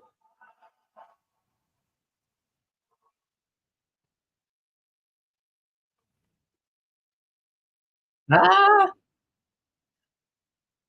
Oh no! Drinking his Now cup. they're trying to make us cry. Now they're trying to make us cry. Okay, how do you get us going from excited to trying to cry? No. This opportunity to introduce myself. R.I.P. Brody Lee, man. I was really considering getting those shoes that they released. I was really considering them, but when I got to the store, they didn't have my size anymore, and I couldn't do anything else. So I'm glad to see Shelton Benjamin. Prince I'm glad to see tried Shelton to- Benjamin because I feel like he's gonna have some great matches in AEW for sure. Could you imagine him versus Kenny Omega or Okada? Oh my god, I would love to see it. Who? Shelton Benjamin versus like a Kenny Omega or Okada possibly. I think that would have slapped back in his prime. When he was the gold standard for sure. Yeah. I think that would have slapped back in his prime. I think now we'd still be getting something quality worthy, but not good enough to put like a title on him and to carry him far. He does he's still athletically sound, but I don't see them being like using him as a pillar for the future. No, you know? I wouldn't say like a world champion, but sometimes if they were able to give Adam Copeland a mid-card title, I wouldn't see it out of the possibility for them to do it for Shelton. Yeah. So a mid-card title, 100%. But I also feel like making him compete for a mid-card He needs no titles. He needs no mid-card titles. We have people that aren't even on TV. Please stop. Yeah, but now he's there. So if he gonna snatch at the light, that's their fault that they're not using. Nah, I think if anything, I put him in last year's a tag team. They can win the tag team titles. Not a mid-card title. No. I believe I was watching a Shelton Benjamin interview, and he was talking about when he was the gold standard, there were plans to potentially put the World Heavyweight Championship on him, but then they saw he was black. And then they said no. And if you really think about it, do you realize the stuff that the gold standard Shelton Benjamin was doing? After the moment he took that super kick from Shawn Michaels, he should have been pushed. Even his performances in the Money in the Bank match that he's a part of, he was literally the MVP of those matches that kind of helped those matches be elevated to a degree. The stuff that he was doing in ECW kind of seen more of like a rejuvenation for him a little bit. The new Hurt Business with Keith Lee, I don't know. Keith Lee just can't stay healthy. So if he can stay healthy, possibly. Well, Benjamin, Lashley, Keith Lee, I think is Ricochet. also someone who just cannot fit in AEW anymore. Ricochet, Bobby Lashley, Shelton Benjamin, and they might add a woman. I feel like they're gonna add a woman to Will Hobbs. It should be Will Hobbs, and they might put Mercedes in there. Look like they're trying to. They could put Mercedes if you want to. I don't think they're gonna put Hobbs. I think Hobbs is sticking with Callis. Be stupid. Well, apparently Hobbs is clear, so I don't know. Apparently, yeah, he recently did get cleared. Hobbs is another one that needs a character revamp. Let's put him with MVP in Hurt Business. He'll be fine. But then we have to work him around to being a good guy because he's never, had that rep with us. Oh, just have him like Bobby Lashley. Just whoa! I actually like this idea. See, but that's the thing though. Like Bobby, we've seen Bobby be a good guy. We've seen Bobby be, a bad guy, and he's done great in all those positions. We only know Hobbs as a bad guy who just comes and bum rushes and beats ass. Now, personally, I could see him doing a whole bunch of things, but I think that in order to get him over with the crowd, they're gonna have to do something. They're gonna have to make some. They could maybe change his character to a face because I think people can relate to the story of Will Hobbs and everything he's been through to get to where he is now. I think that can really garner a huge reaction around him to potentially push him to a certain degree to some potential mid-card title or the world title if you want to push him that far. But as far as somebody just brought to my attention, so we know Darby Allin has a potential open challenge at WrestleDream. What if, by and large, that is Bobby Lashley? What if Bobby Lashley is the potential open challenge for him? But that sucks for Darby. Darby can't lose. You can't have Darby lose that match, though. Yeah, no, I think we're gonna get. Well, we're gonna get somebody who he can beat. Why? Going to be underwhelming and someone he's going to beat. He's not going against Lashley. If anything, if anything, Darby could fight. Darby just lost last week, Queen. Yeah, you can't keep losing. Yeah, you can. I don't think so. I think I think Darby. Loss, this could become a new character, a new direction for him. Guys. They'll never make me hate Okada. That's fair. They'll never make me hate him. I don't think you can. Yeah. That man is a wrestling god. Well, booking dumbass matches like this will make me hate him. No. Oh yeah, Queen Man. Do you know the stipulation? Just putting him in a match with Bryan just because. A good chance to see some awesome wrestling. I'm never gonna deny. Go ahead and throw this at me. Take my money. I think for Bobby, I don't know. It feels like we might potentially get Swerve and Bobby because Swerve's on the poster for wrestling. That's stupid too because Bobby can't lose and Swerve can't lose. That's stupid. I mean, and Swerve just lost to Heyman. Just like Darby just lost. We can't keep having everybody lose. You know what we can do? Put these two together in a match. Will Hobbs or Powerhouse Hobbs and Bobby Lashley. Let them just go at it for 15, 20 minutes. Oh my God, wait. You know what would be really funny if what's it called? For some odd reason, they decide to have Nana versus like Bobby or Shelton at WrestleDream, and then Swerve comes back to save Nana. I don't know about that. Let's see that. But I wouldn't mind seeing Swerve and Shelton Benjamin, though. That would cook. Mm-hmm. Hey, maybe we got Swerve versus Shelton instead. And then Lashley comes in. And... Hey, Byron, check this out. If they do add Ricochet to this faction, let's run it. Ricochet and Swerve. Yeah, definitely. That's gotta happen anyway. So, Queen Mia, do you know of the stipulation for this main event match? Do you understand it? I saw what they did there. MJF, I think, posted on Twitter like he read it for like 8 hours and he still doesn't get it. Ooh. MJF read this he read it for like 8 hours straight and still doesn't 8 hours straight. He still doesn't get it. I'm not playing with him. I'm never playing with him. I'm never playing with him. But it really does. I think that it's interesting because it's not a stipulation that we've seen before. However, I'm like, I would have been fine with them just being. I'm pretty sure like the last time this kind of stipulation was made was like. I don't care what stipulation they put on it. Give me Danielson. Give me Okada. I'm good. I know it's going to be quality. Yeah.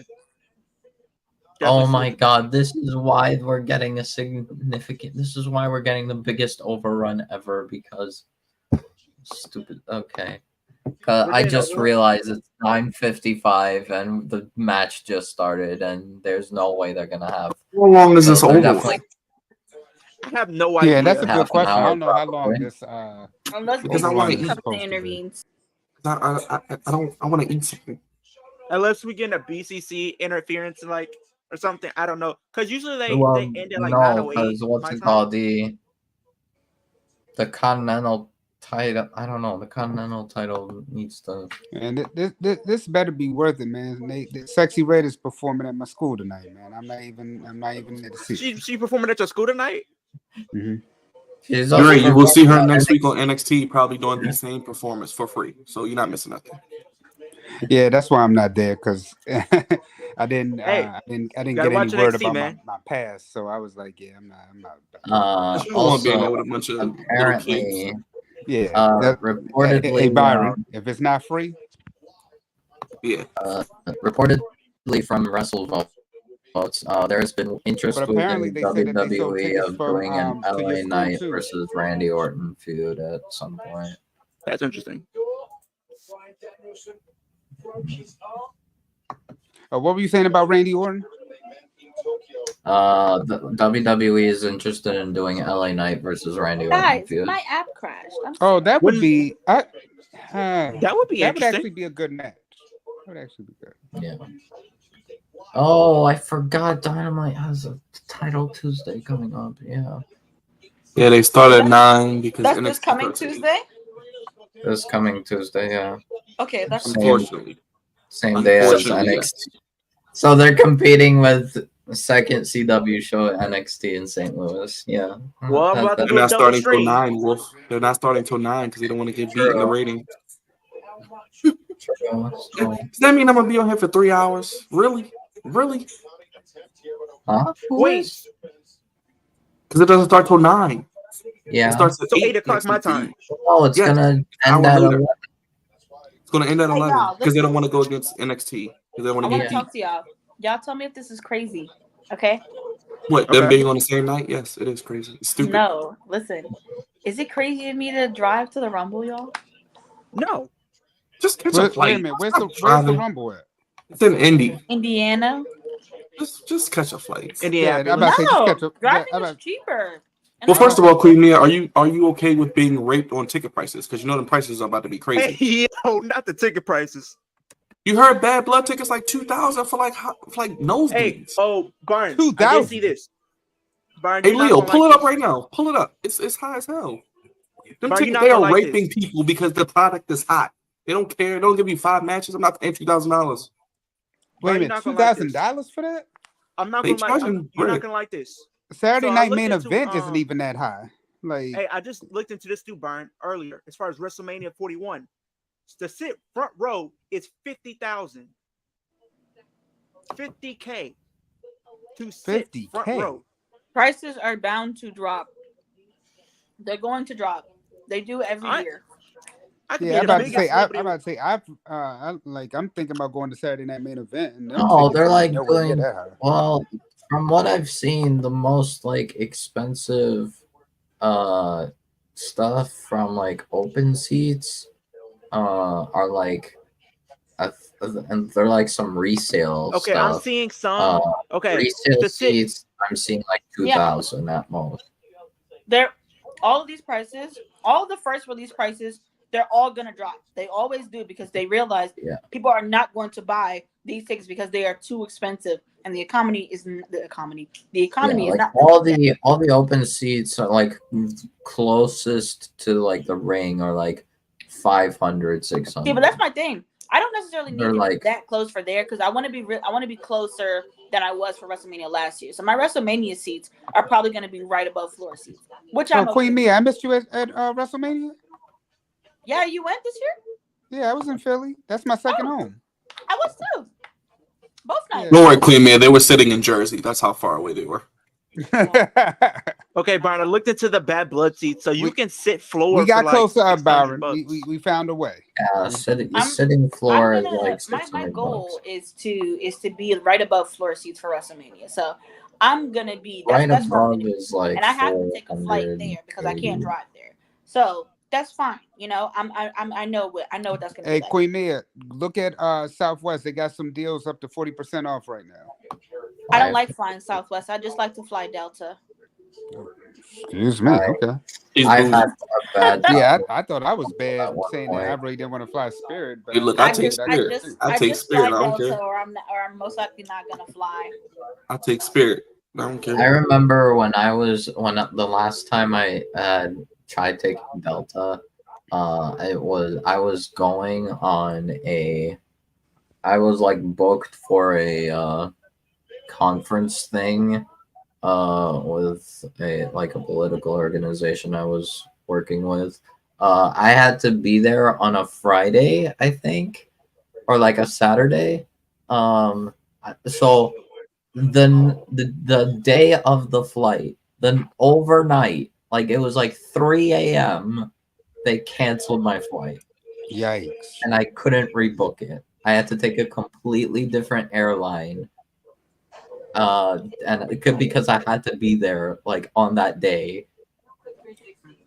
Like as soon like and I had to be there like in the morning basically. I had to be there like as soon as possible, and it was like hours before the flight they canceled it. And I'm like, I have nothing but positive experiences with Delta, so I'm so sorry that you haven't had negative. it was like just like it was like one time it was just a last minute thing, but I remember I was like freaking out and I was livid because it was like a really important like date. I had to be there. I was like scheduled to be there because I was going from Michigan to Washington D.C. And just suddenly it was like I was like, what are they doing? I never flew before, so I can't. And I'm pretty sure because before I had a two-way flight, but when they canceled it, I thought they only canceled the what's it called going there. I thought I still was able to come back, but they canceled the whole thing, so I also had to book the what's it called? Damn. Yeah. Yeah. Well, I'd be pissed. Yeah. Damn, Queen Mia, what you eating over there? Chipotle. Oh, I just had Chipotle just yesterday. You said what's better than Chipotle? We got Cava down here. I don't like Qdoba better than I like Chipotle. I'll never pick it. What you usually get from Chipotle? Every time I eat Chipotle, I got sick. So Qdoba. I have so I get a bowl. I get white rice, a little bit of black beans, half steak, half chicken, and then you are bougie. Half steak, half chicken. Why is that bougie? First of all, that's like $40. That like that's like $40 off the top. That's definitely like $40 right there. My bowl is not $40. Byron's right. Yeah, I got to factor in half steak, half chicken. That's like I got my three. Bowl is $12. I got 3 of them yesterday. How do you get away with half steak, half chicken? And then I get a side of queso, which then brings my total to $15.25. And then I get 2 of these sodas, which then brings my total to $21. They worse than WWE. What the hell? I got 3. I get 2 sodas. Peep this. And this lets y'all know that sometimes DoorDash do be overpricing y'all for no reason. I got 3 of those bowls that she got, but I got just the regular ones. Because I got one that with extra chicken. And then I all got the same. You know what the price came out to, y'all? $60. $74. Crazy. Facts. But as far as the tickets go for Bad Blood, though, you can sit for like $674 to be exact. Yeah, all of the ticket prices are gonna drop. I'm not worried. I mean, if I'm paying it, I need more than 5. I need more than 5 matches. That's all I'm gonna say. They're going to drop. So I'm gonna be watching them. I'm gonna be looking at them, and I'm gonna be watching them.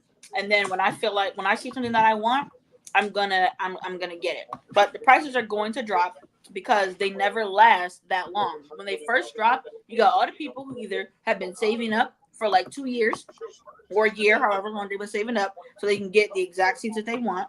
And then you have the people who, just have money. When you get past the savers and the rich, then you start dealing with the common folk.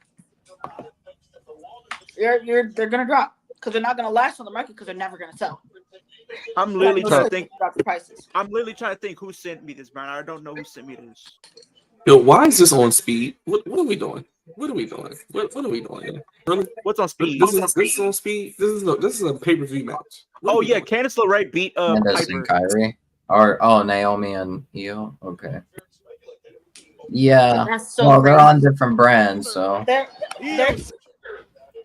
I will give them credit. They're consistently booking the Speed Championship. No, don't give them credit. It is terrible. No one cares. It's like Ring of Honor. Stupid. Don't care. He's right. it's the Nobody 24/7 does time care, all especially over. a match of that caliber. That's at least That's like a main event for a pay-per-view. That's a It WrestleMania. is. That's a SummerSlam match right there. That's a world title BXB? main event on a pay-per-view. It is. and you put that on speed. Ain't no better than Tony Khan putting this on Dynamite with no story. They all do the But same like, I'm stuff, okay with unfortunately. this not having like a solid story. This is just Daniel doing what he want to do, picking who he wants, and then just wrestling. I don't need a story for this. Like, he picking what he want to do. He doing exactly what he want to do. Wrestling who he feels like are the best of the best at the best wrestling company. I don't need a story. The story is Daniel Bryan's doing what he want to do. I'm okay. Sorry. The story is he about to lose that AEW World Championship to his homeboy. Well, I hope he Okay. don't, bro. Well, I just skimmed through that match. Io won that. Yeah. Were you surprised, Leo? Were you No, surprised? because WWE just doesn't Did you like really think for Naomi some was going to reason. win? Look, they didn't even give her the triple threat treatment at the pay-per-view where she could take the pin. She didn't even make it to the pay-per-view. It's stupid. It should have been Naomi and Nia. Oh, Should have been and a did you? triple threat. Hey, and Burn. And also Um, recently in the last one I seen, Piper Niven lost to Candice LeRae. where has she even been at? So it looks like we're about to see Candice LeRae and Io Sky in the finals for the title. Boo. No. I think we're getting Io and Kyrie. Well, you about to explode whatever's left of that faction. Doing that. man. So I see. What? Wait. Why are we hating on Candice LeRae now? What did she Is do? it just because she's not being booked? No. What did she do? Well, she's a good wrestler. Problem is she's not being booked as such. When she's not injured, she's a good wrestler. Well, no, she's not injured right now. She's not been injured. I'm saying that she had a few injuries, and then she had a baby, and so she was not able to really capitalize off of her coming over to like whatever roster she came over to. So we just had to deal with it. But like again, her and Britt are like one of the same for me. Nothing sets them apart. I disagree. I think Candice is nothing that she does sets her apart from any other much more women talented than that she be wrestling with. That's why she was in that boring ass faction. And even in that faction where her husband was the star of said faction, she wasn't even the number 2. It was Indy, because Indy had something more interesting going on than she did. There's a reason. Like Candice doesn't have what WWE seeks in a star. She doesn't have it. You mean just like I don't really Ethan Page agree didn't that have she what it was takes for behind to, Indy. be a Indy star just with the had the NXT Dexter championship. angle, the whole Dexter love story, basically. Yeah, which is more interesting than what Yeah, Candice had but going Candice on. was still like a top star within NXT, and then when she came to main roster after being a mom, they dropped the ball on her. I don't think they dropped the ball. There's nothing that sets her apart. There's nothing that makes people say, "Ooh, I want to see Candice LeRae." Nobody's saying that. Yeah, that's what they said about. I don't think she's been given the chance to even. Why they took the belt off from yesterday. I was like, she hasn't been booked at all. Like the one or two times she's been booked, she's been jobbing. And then they like make a video package of her, and then she just jobs again because the Rhea or whoever. Yeah, like when you want to be a star in your division, you need to be able to stand up to the current star of the division. There's nothing that she has that puts her at a level that makes me want to be like, okay, Rhea, Liv, and Candice. There's nothing there. I think it was just a matter of or Bianca, Jay, Naomi, and then you have Candice. There's nothing there that makes me want to see her on the likes of these other of the stars of the division. Like there's just nothing there. I would like if she was there, cool. I would absolutely be praising her and wanting her in these stages. But even when I've seen her perform, when she is given the spotlight, I'm not captivated by her performances. She does an okay. I just personally think it's an issue of her not being booked because she's literally only been booked like twice since her return.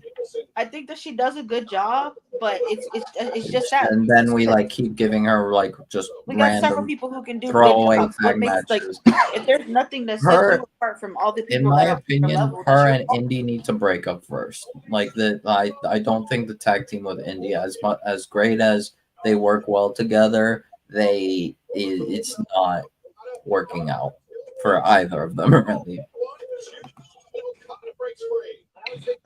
And the way things are going, it feels like Candice probably needs to leave, and I wouldn't be surprised if she does better in AEW. I mean, would she though? Because AEW don't know how to really book women anyway. You know what she? Put in there. I mean, no, they're doing better with the women. She can just go and be in catering with the go rest to of them. TNA. Right now, Just send her to TNA. They're all mid over TNA would also so work. she can go over there and be mid with the rest of them, and that's fine. Just send her to TNA, Quimia. You could just have her go to TNA. You have people in TNA that can really be benefited by being over there anyway. We're seeing it already. Yeah, people are actually if that's something else that they want to do, cool. Do that. Give me something. Give me people to look at so I can be like, okay, like maybe this person has something. Because if you're just good and there are also 8 other people who are also good, you need something that's going to make me be like, why should I want to see your good over everybody else's good? Like, and there's nothing that sets her apart from, all the other good women's wrestlers that are there. So pretty much what you're saying, she doesn't have a mind-boggling character. She can't deliver mind-breaking promos, and her wrestling skills are just good. So pretty much what you're saying, as far as Candice LeRae goes, you want something, you want to buy into it, but you need something to buy into, like something. I want to buy into all of the people that are there. I want to see them. I want to see them. I do. I really, really do. I just think that when you really want something, you're going to do what you need to do to make it so.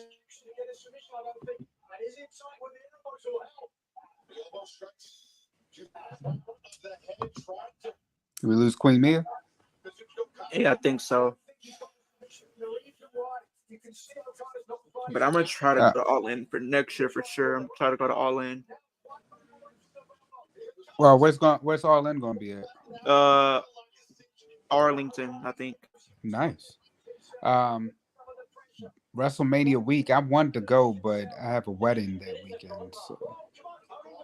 Because the stadium that they're gonna be at is where I'm gonna be at around that time. It's gonna be only 40 minutes, so I can literally drive there if I wanted to. Nice. Do it. Yeah, I'm gonna do it because I haven't been to an AEW show yet, so why not? I've only really been to WWE shows. I want to go to a TNA show for sure. AEW, probably some indie shows, and the Ring of Honor and NXT. But I still need to get to a WrestleMania. So I got a question. What happened to the whole like EVPs, like Tony Khan situation? Like I don't know. I think they just totally scrapped that. No, they're just conflicting with each other because Tony Khan's still the boss. They ultimately EVPs listen to him, but so right now, am I back? And now, yeah, yeah, you are. Christopher Daniels is basically the voice of Tony Khan. And so, what's it called? On Rampage, we're getting Shibata and Private Party versus Jack and the Bucks. At Wrestle Dream, we'll get Jack. Yeah, but wasn't that a whole that was a whole real battle? And then you even had Swerve and teaming. Jury, I think they dropped it. That's why they're doing this whole Moxley thing. Yeah, because it just dropped. I'm like, this is weird. It was trash anyway. It was a fail. They tried to make it something. It was a fail. It was unbelievable. And then Tony Khan came back 2 weeks later. It was no point. I mean, he tried. I mean, remember when he wore the neck brace to the draft? But yeah, then the next week he's pulling up in a car with Darby, giving him a flamethrower like he's perfectly fine. And then they have Christopher Daniels, but he's like a fake Adam Pearce, but he's not doing anything. It makes no sense. What they should have did was it should have led to a brand split.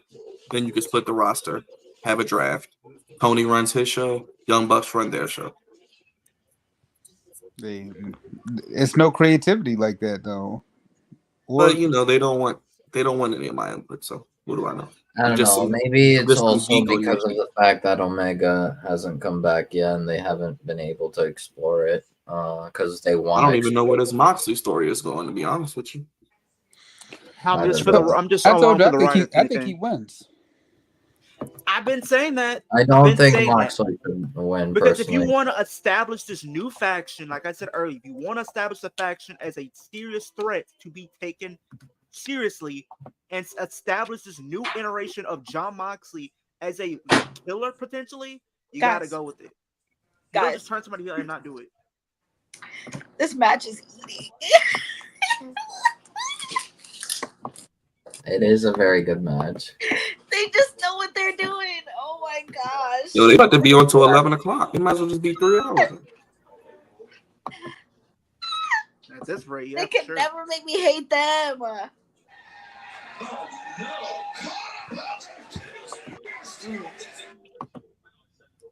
I'm surprised that BCC has not come out here and attacked him. To be honest, I thought that was gonna happen like real early. So wait a minute, how long is this damn run over? Because that's crazy. Biggest one in history. Oh, no, you know what? It says until 10:30. 10:30. I figured. It does say till 10:30. Yeah. So what's it called? Less than 15 minutes. Because I was wondering, I was like, wait a minute, they can't be over that much, but yeah, they are. This is quality wrestling, people. We're eating so good right now. I'll be right back because they're not gonna stop fighting. Not even. Yeah, I'm about to say, go ahead, get your food, man. They got commercials for Stock X. Okada. When does Stock X is a start man getting that can wrestle with anybody and make it look good. Come on. I didn't know Stock X had commercials though. That's different.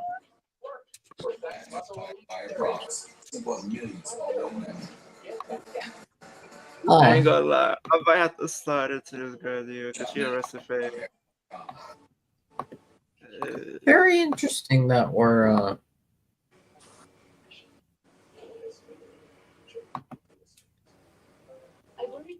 behind growth. So we tried Pediasure. It's clinically proven to help kids grow with 27 vitamins and minerals and protein. Now, we're just eating so good. We don't deserve this sometimes, you know. This is literally a pay-per-view match. Wrestling fans be so ungrateful. We don't deserve good shit like I feel this like we're just lucky because think about it. They're giving us this match on free television when they could be making us pay $50, $60 to watch it. Okay.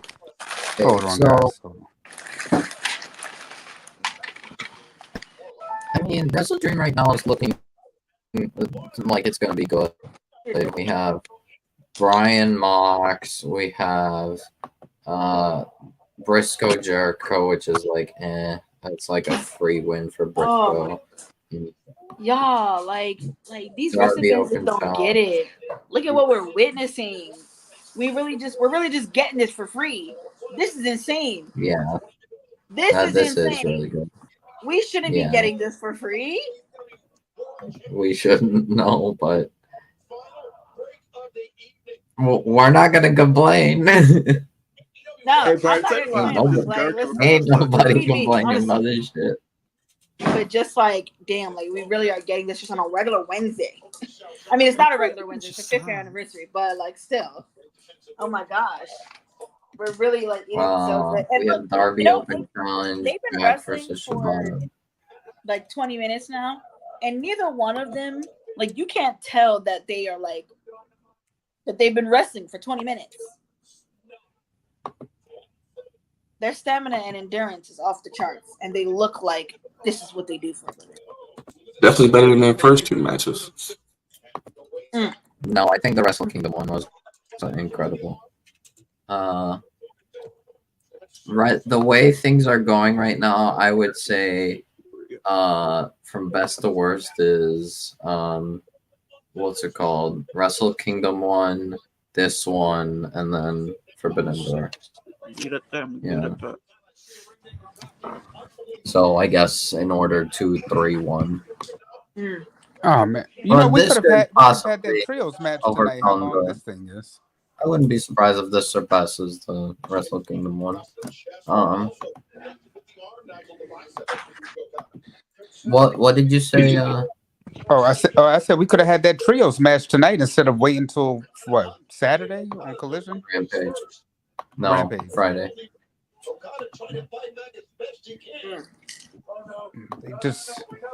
I didn't know we were going to be on this long. I thought maybe like 10:05 or so. But yeah, well, yeah. Tony said biggest. Oh boy, people are upset. People are upset with the Judgment Day at this point because as of yesterday, I think. What did they do? Finn and JD reached 100 days as tag team champions. Oh, that, yeah. 100 days with only one defense. What, 2 title defenses? One, only one. I just wanna know, do you guys have an underrated like submission move? Underrated submission move? Huh? Nani? Maybe the Boston Crab is one of them. I don't think it's got to be. It's got to be at least either Boston Crab or Figure 4. As underrated. Yeah, because I feel like it's overused, but at the same time, I haven't really seen people like put people away with it. I honestly, if you're going to go that far, I would say the sharpshooter needs to be in there too, because the sharpshooter's overused too much too. What's the one that Dean Malenko used to have? I forgot the submission move, but Dean Malenko used to use it a lot. I don't think it was Boston Crab. I don't think. Let me see. If I can find that. I really think that the crossface is getting up there too. It's just, some moves are just used too much now. What's you're it like, called? come on. I feel like when the girls were really coming up and they were really trying to make the women like be formidable TV time worthy like viewings, right? That we had the people pulling out stuff that we ain't seen before. Naomi's submission move, beautiful, love that. Carmella's Code of Silence, something brand new. It was so innovative, and it was something that nobody else on the roster had. I thoroughly enjoyed that. In my opinion, like AJ Lee's Black Widow. Yeah, that was good. Yeah, I would say Black Widow, probably that one. I would say I didn't like the Disarmer though. That's one I don't like. Disarmer I didn't like. Yeah, it seems so basic. I love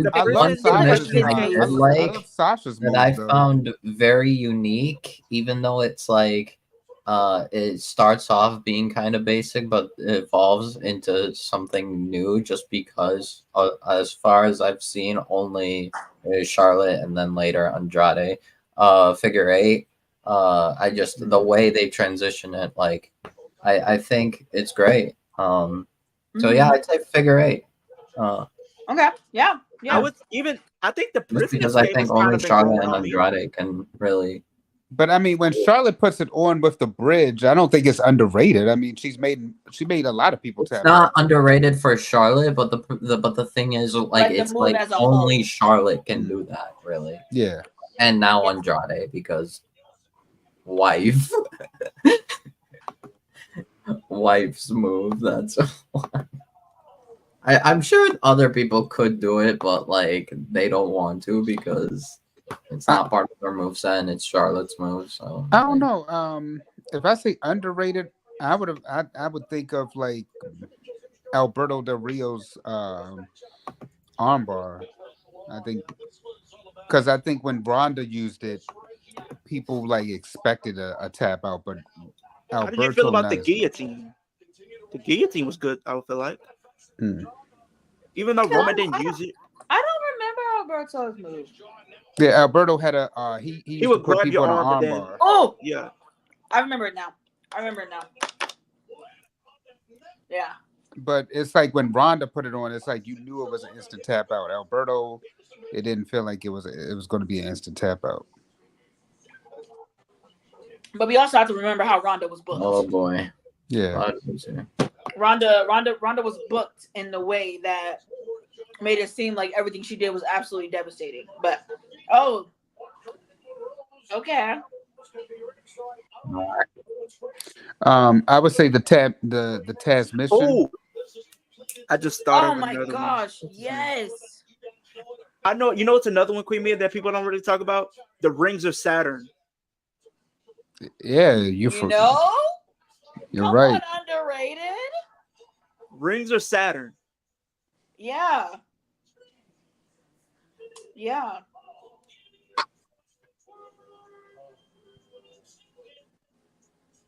Something's about to happen. They looking. Somebody about to interfere. Oh yeah.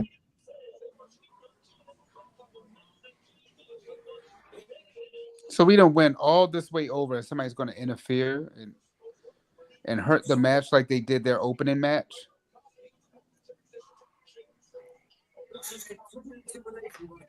I was like, all this hype for the opening match, and somebody comes out and interrupts it. Oh.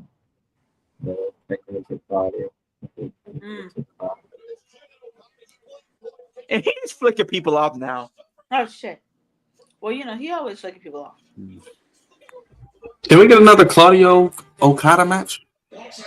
Please. I don't think we ever got Claudio Please. Okada. Well, remember we got the time limit draw, the show before. I'll beg on my knees for it. Oh yeah, never mind. We didn't have. I think we didn't have it for the title. For example, pretty sure we never had it. Willow's getting a women's championship match, but they really Chris helping Statlander to beat beat the her. crap out of him some more. That's quite literally wrestling gold. We be eating so good.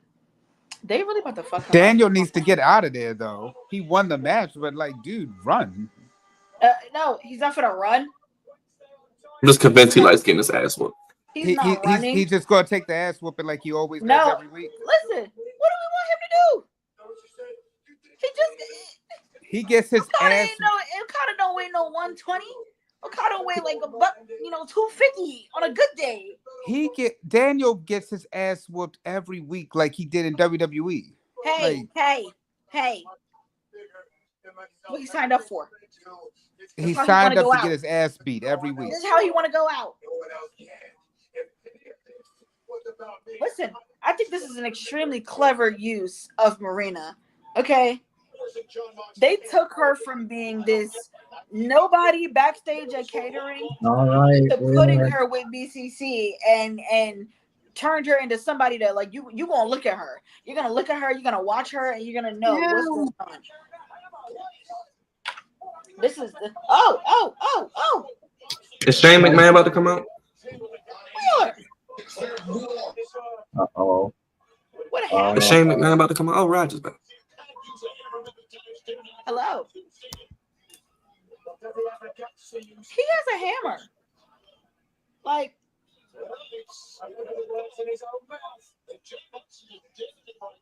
What are you? What's going on here? What are we doing?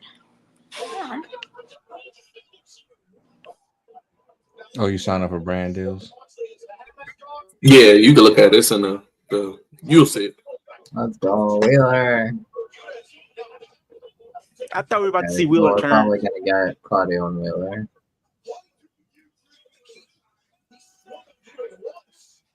Is he going to turn on him? Hit him with the hammer? That's what I thought.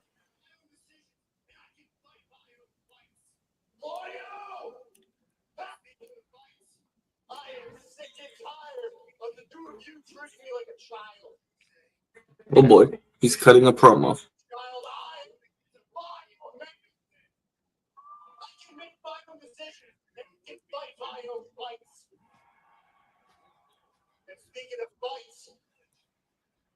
Next week, Shane McMahon coming out. if the two of you Want to get to Bryan Danielson? You're gonna have to go through me too.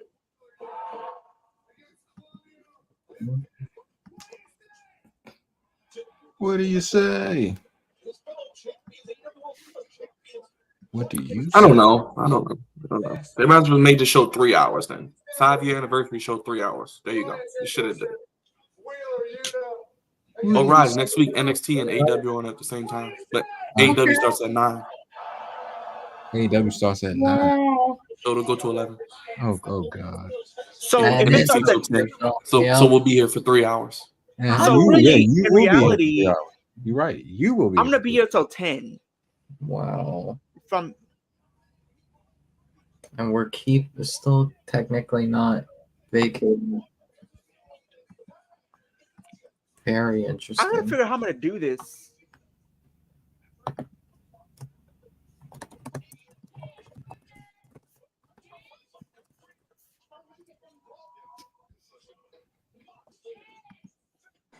First of all, I'm not saying I want matches like this all the time on Dynamite.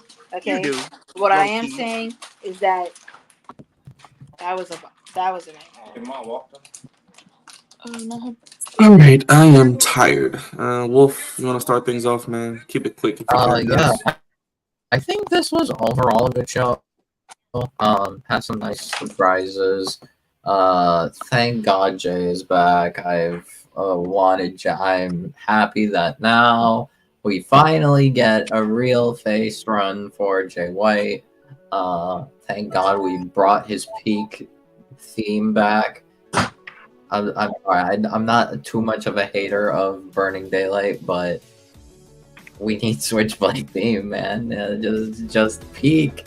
So I am excited for Jay and Hangman feud. Who else came back? Nobody came back. Shelton debuted. I'm interested to see where this goes. I'm intrigued if we'll get Swerve versus Shelton at Wrestle Dream. It's good that we built Wrestle Dream more. Got some more matches with Darby Open Challenge, Jack versus Shibata, potentially Mariah May versus Willow, Briscoe versus Jericho. I was like, okay, I had a feeling we'd eventually get Jericho back on pay-per-view cards because it was fun while it lasted, but I mean, I don't hate Briscoe versus Jericho, but Briscoe has to win. And then possibly Private Party versus Bucks. I'm definitely interested to see where it goes. I want to see what they're gonna do with Mercedes regarding the TBS title, but we'll have to wait and see. So overall, I think good show. I think the main issue I had was the squash matches, and Brett versus Deeb. Brett versus Deeb wasn't bad. I've seen worse matches, but definitely it didn't really go anywhere. I thought they were teasing Brett versus Mariah. Thank God we're not getting that because I would not be excited for that, even though I would totally understand it because there's not many babyface legitimate challengers for Mariah. I'm shocked that we kept Mina heel. I thought Mina was going to come back and kind of fight off with Mariah, and because I thought it would fit the Wrestle Dream pay-per-view to do Mariah versus Mina as her first challenger. Arguably, I mean, I'm shocked that if we do get Mariah versus Willow, but we'll see how it goes. Unless they want to build to have Mina take the title, but I don't see it because Mina's not signed AEW as far as I'm aware, so I really don't know. But yeah, overall good show. I'm happy about it. Yeah, Leo. I think this was a good show. I think this was better than I would have said I've seen in recent weeks, for sure. I like the fact that we're getting to see this new Hurt Business stuff taking off for sure. Love the fact that we get to see Shelton Benjamin in AEW. Hope he gets a great showing in AEW. The Moxley stuff, I'm getting more intrigued into to see how they're going to build this up. What side is Wheeler really going to choose? Is this all a work, or is he really loyal to Bryan Danielson? The women's stuff, I was decent nonetheless. I think we got a decent match, but I felt like at the same time, Serena Deeb was kind of carrying the match. In my personal opinion, it might be a hot take, but that's just how I feel about it. The Ricochet and Ospreay match was a good opener. However, I will say that Takeshita getting involved, yes, it makes sense because they were kind of telling the story for weeks now, but at the same time, I wanted to see a conclusion to this match. However, I do think this is going to boil over into a potential triple threat at a Wrestle Dream. Not really looking forward to the Chris Jericho stuff. I really not really invested in his character, in all honesty. However, I do think it's possibly going to be a good match nonetheless. I will give it a 4 out of 5, though. I will give it a 4 out of 5 show, despite everything else. Queen Mia. Hey. Overall, I'd probably give the show like a 7. It was a lot of filler, not really enough leading up to anything big. We really don't know. We really don't have any solid directions going in like a direction I can tell you for a fact like A is about to lead to B. We don't really have that. But honestly, with things being so like up and down, like we just got through with some major feuds, I'm okay with a little bit of filler for right now. I would like to have some sort of direction for where we're going in the future, but as of where we are right now, I'm okay with this. I really wish we would have got a little bit more from like the women tonight, because obviously like Deeb and Britt was not at all what we wanted it to be. We know the type of wrestlers they are. They don't have chemistry, and like we know what we know, like honestly. So I'd like more from the women's wrestling. I'd like to see some more. I know they just did a lot with Tony and Mariah, but we can definitely do more there, and the material is there for us to do with it. So yeah. I will say overall, it's a great time to be a wrestling fan. So I'm excited to watch and partake in all of this. That's all. Raj, Dre, anything? Raj? I don't got nothing. Jeez, Raj. No, I mean, it kind of similar to WWE. It was that the first match was good, and then you kind of you hate how it ended, and then this same way you hate how it ended. Just kind of underwhelming.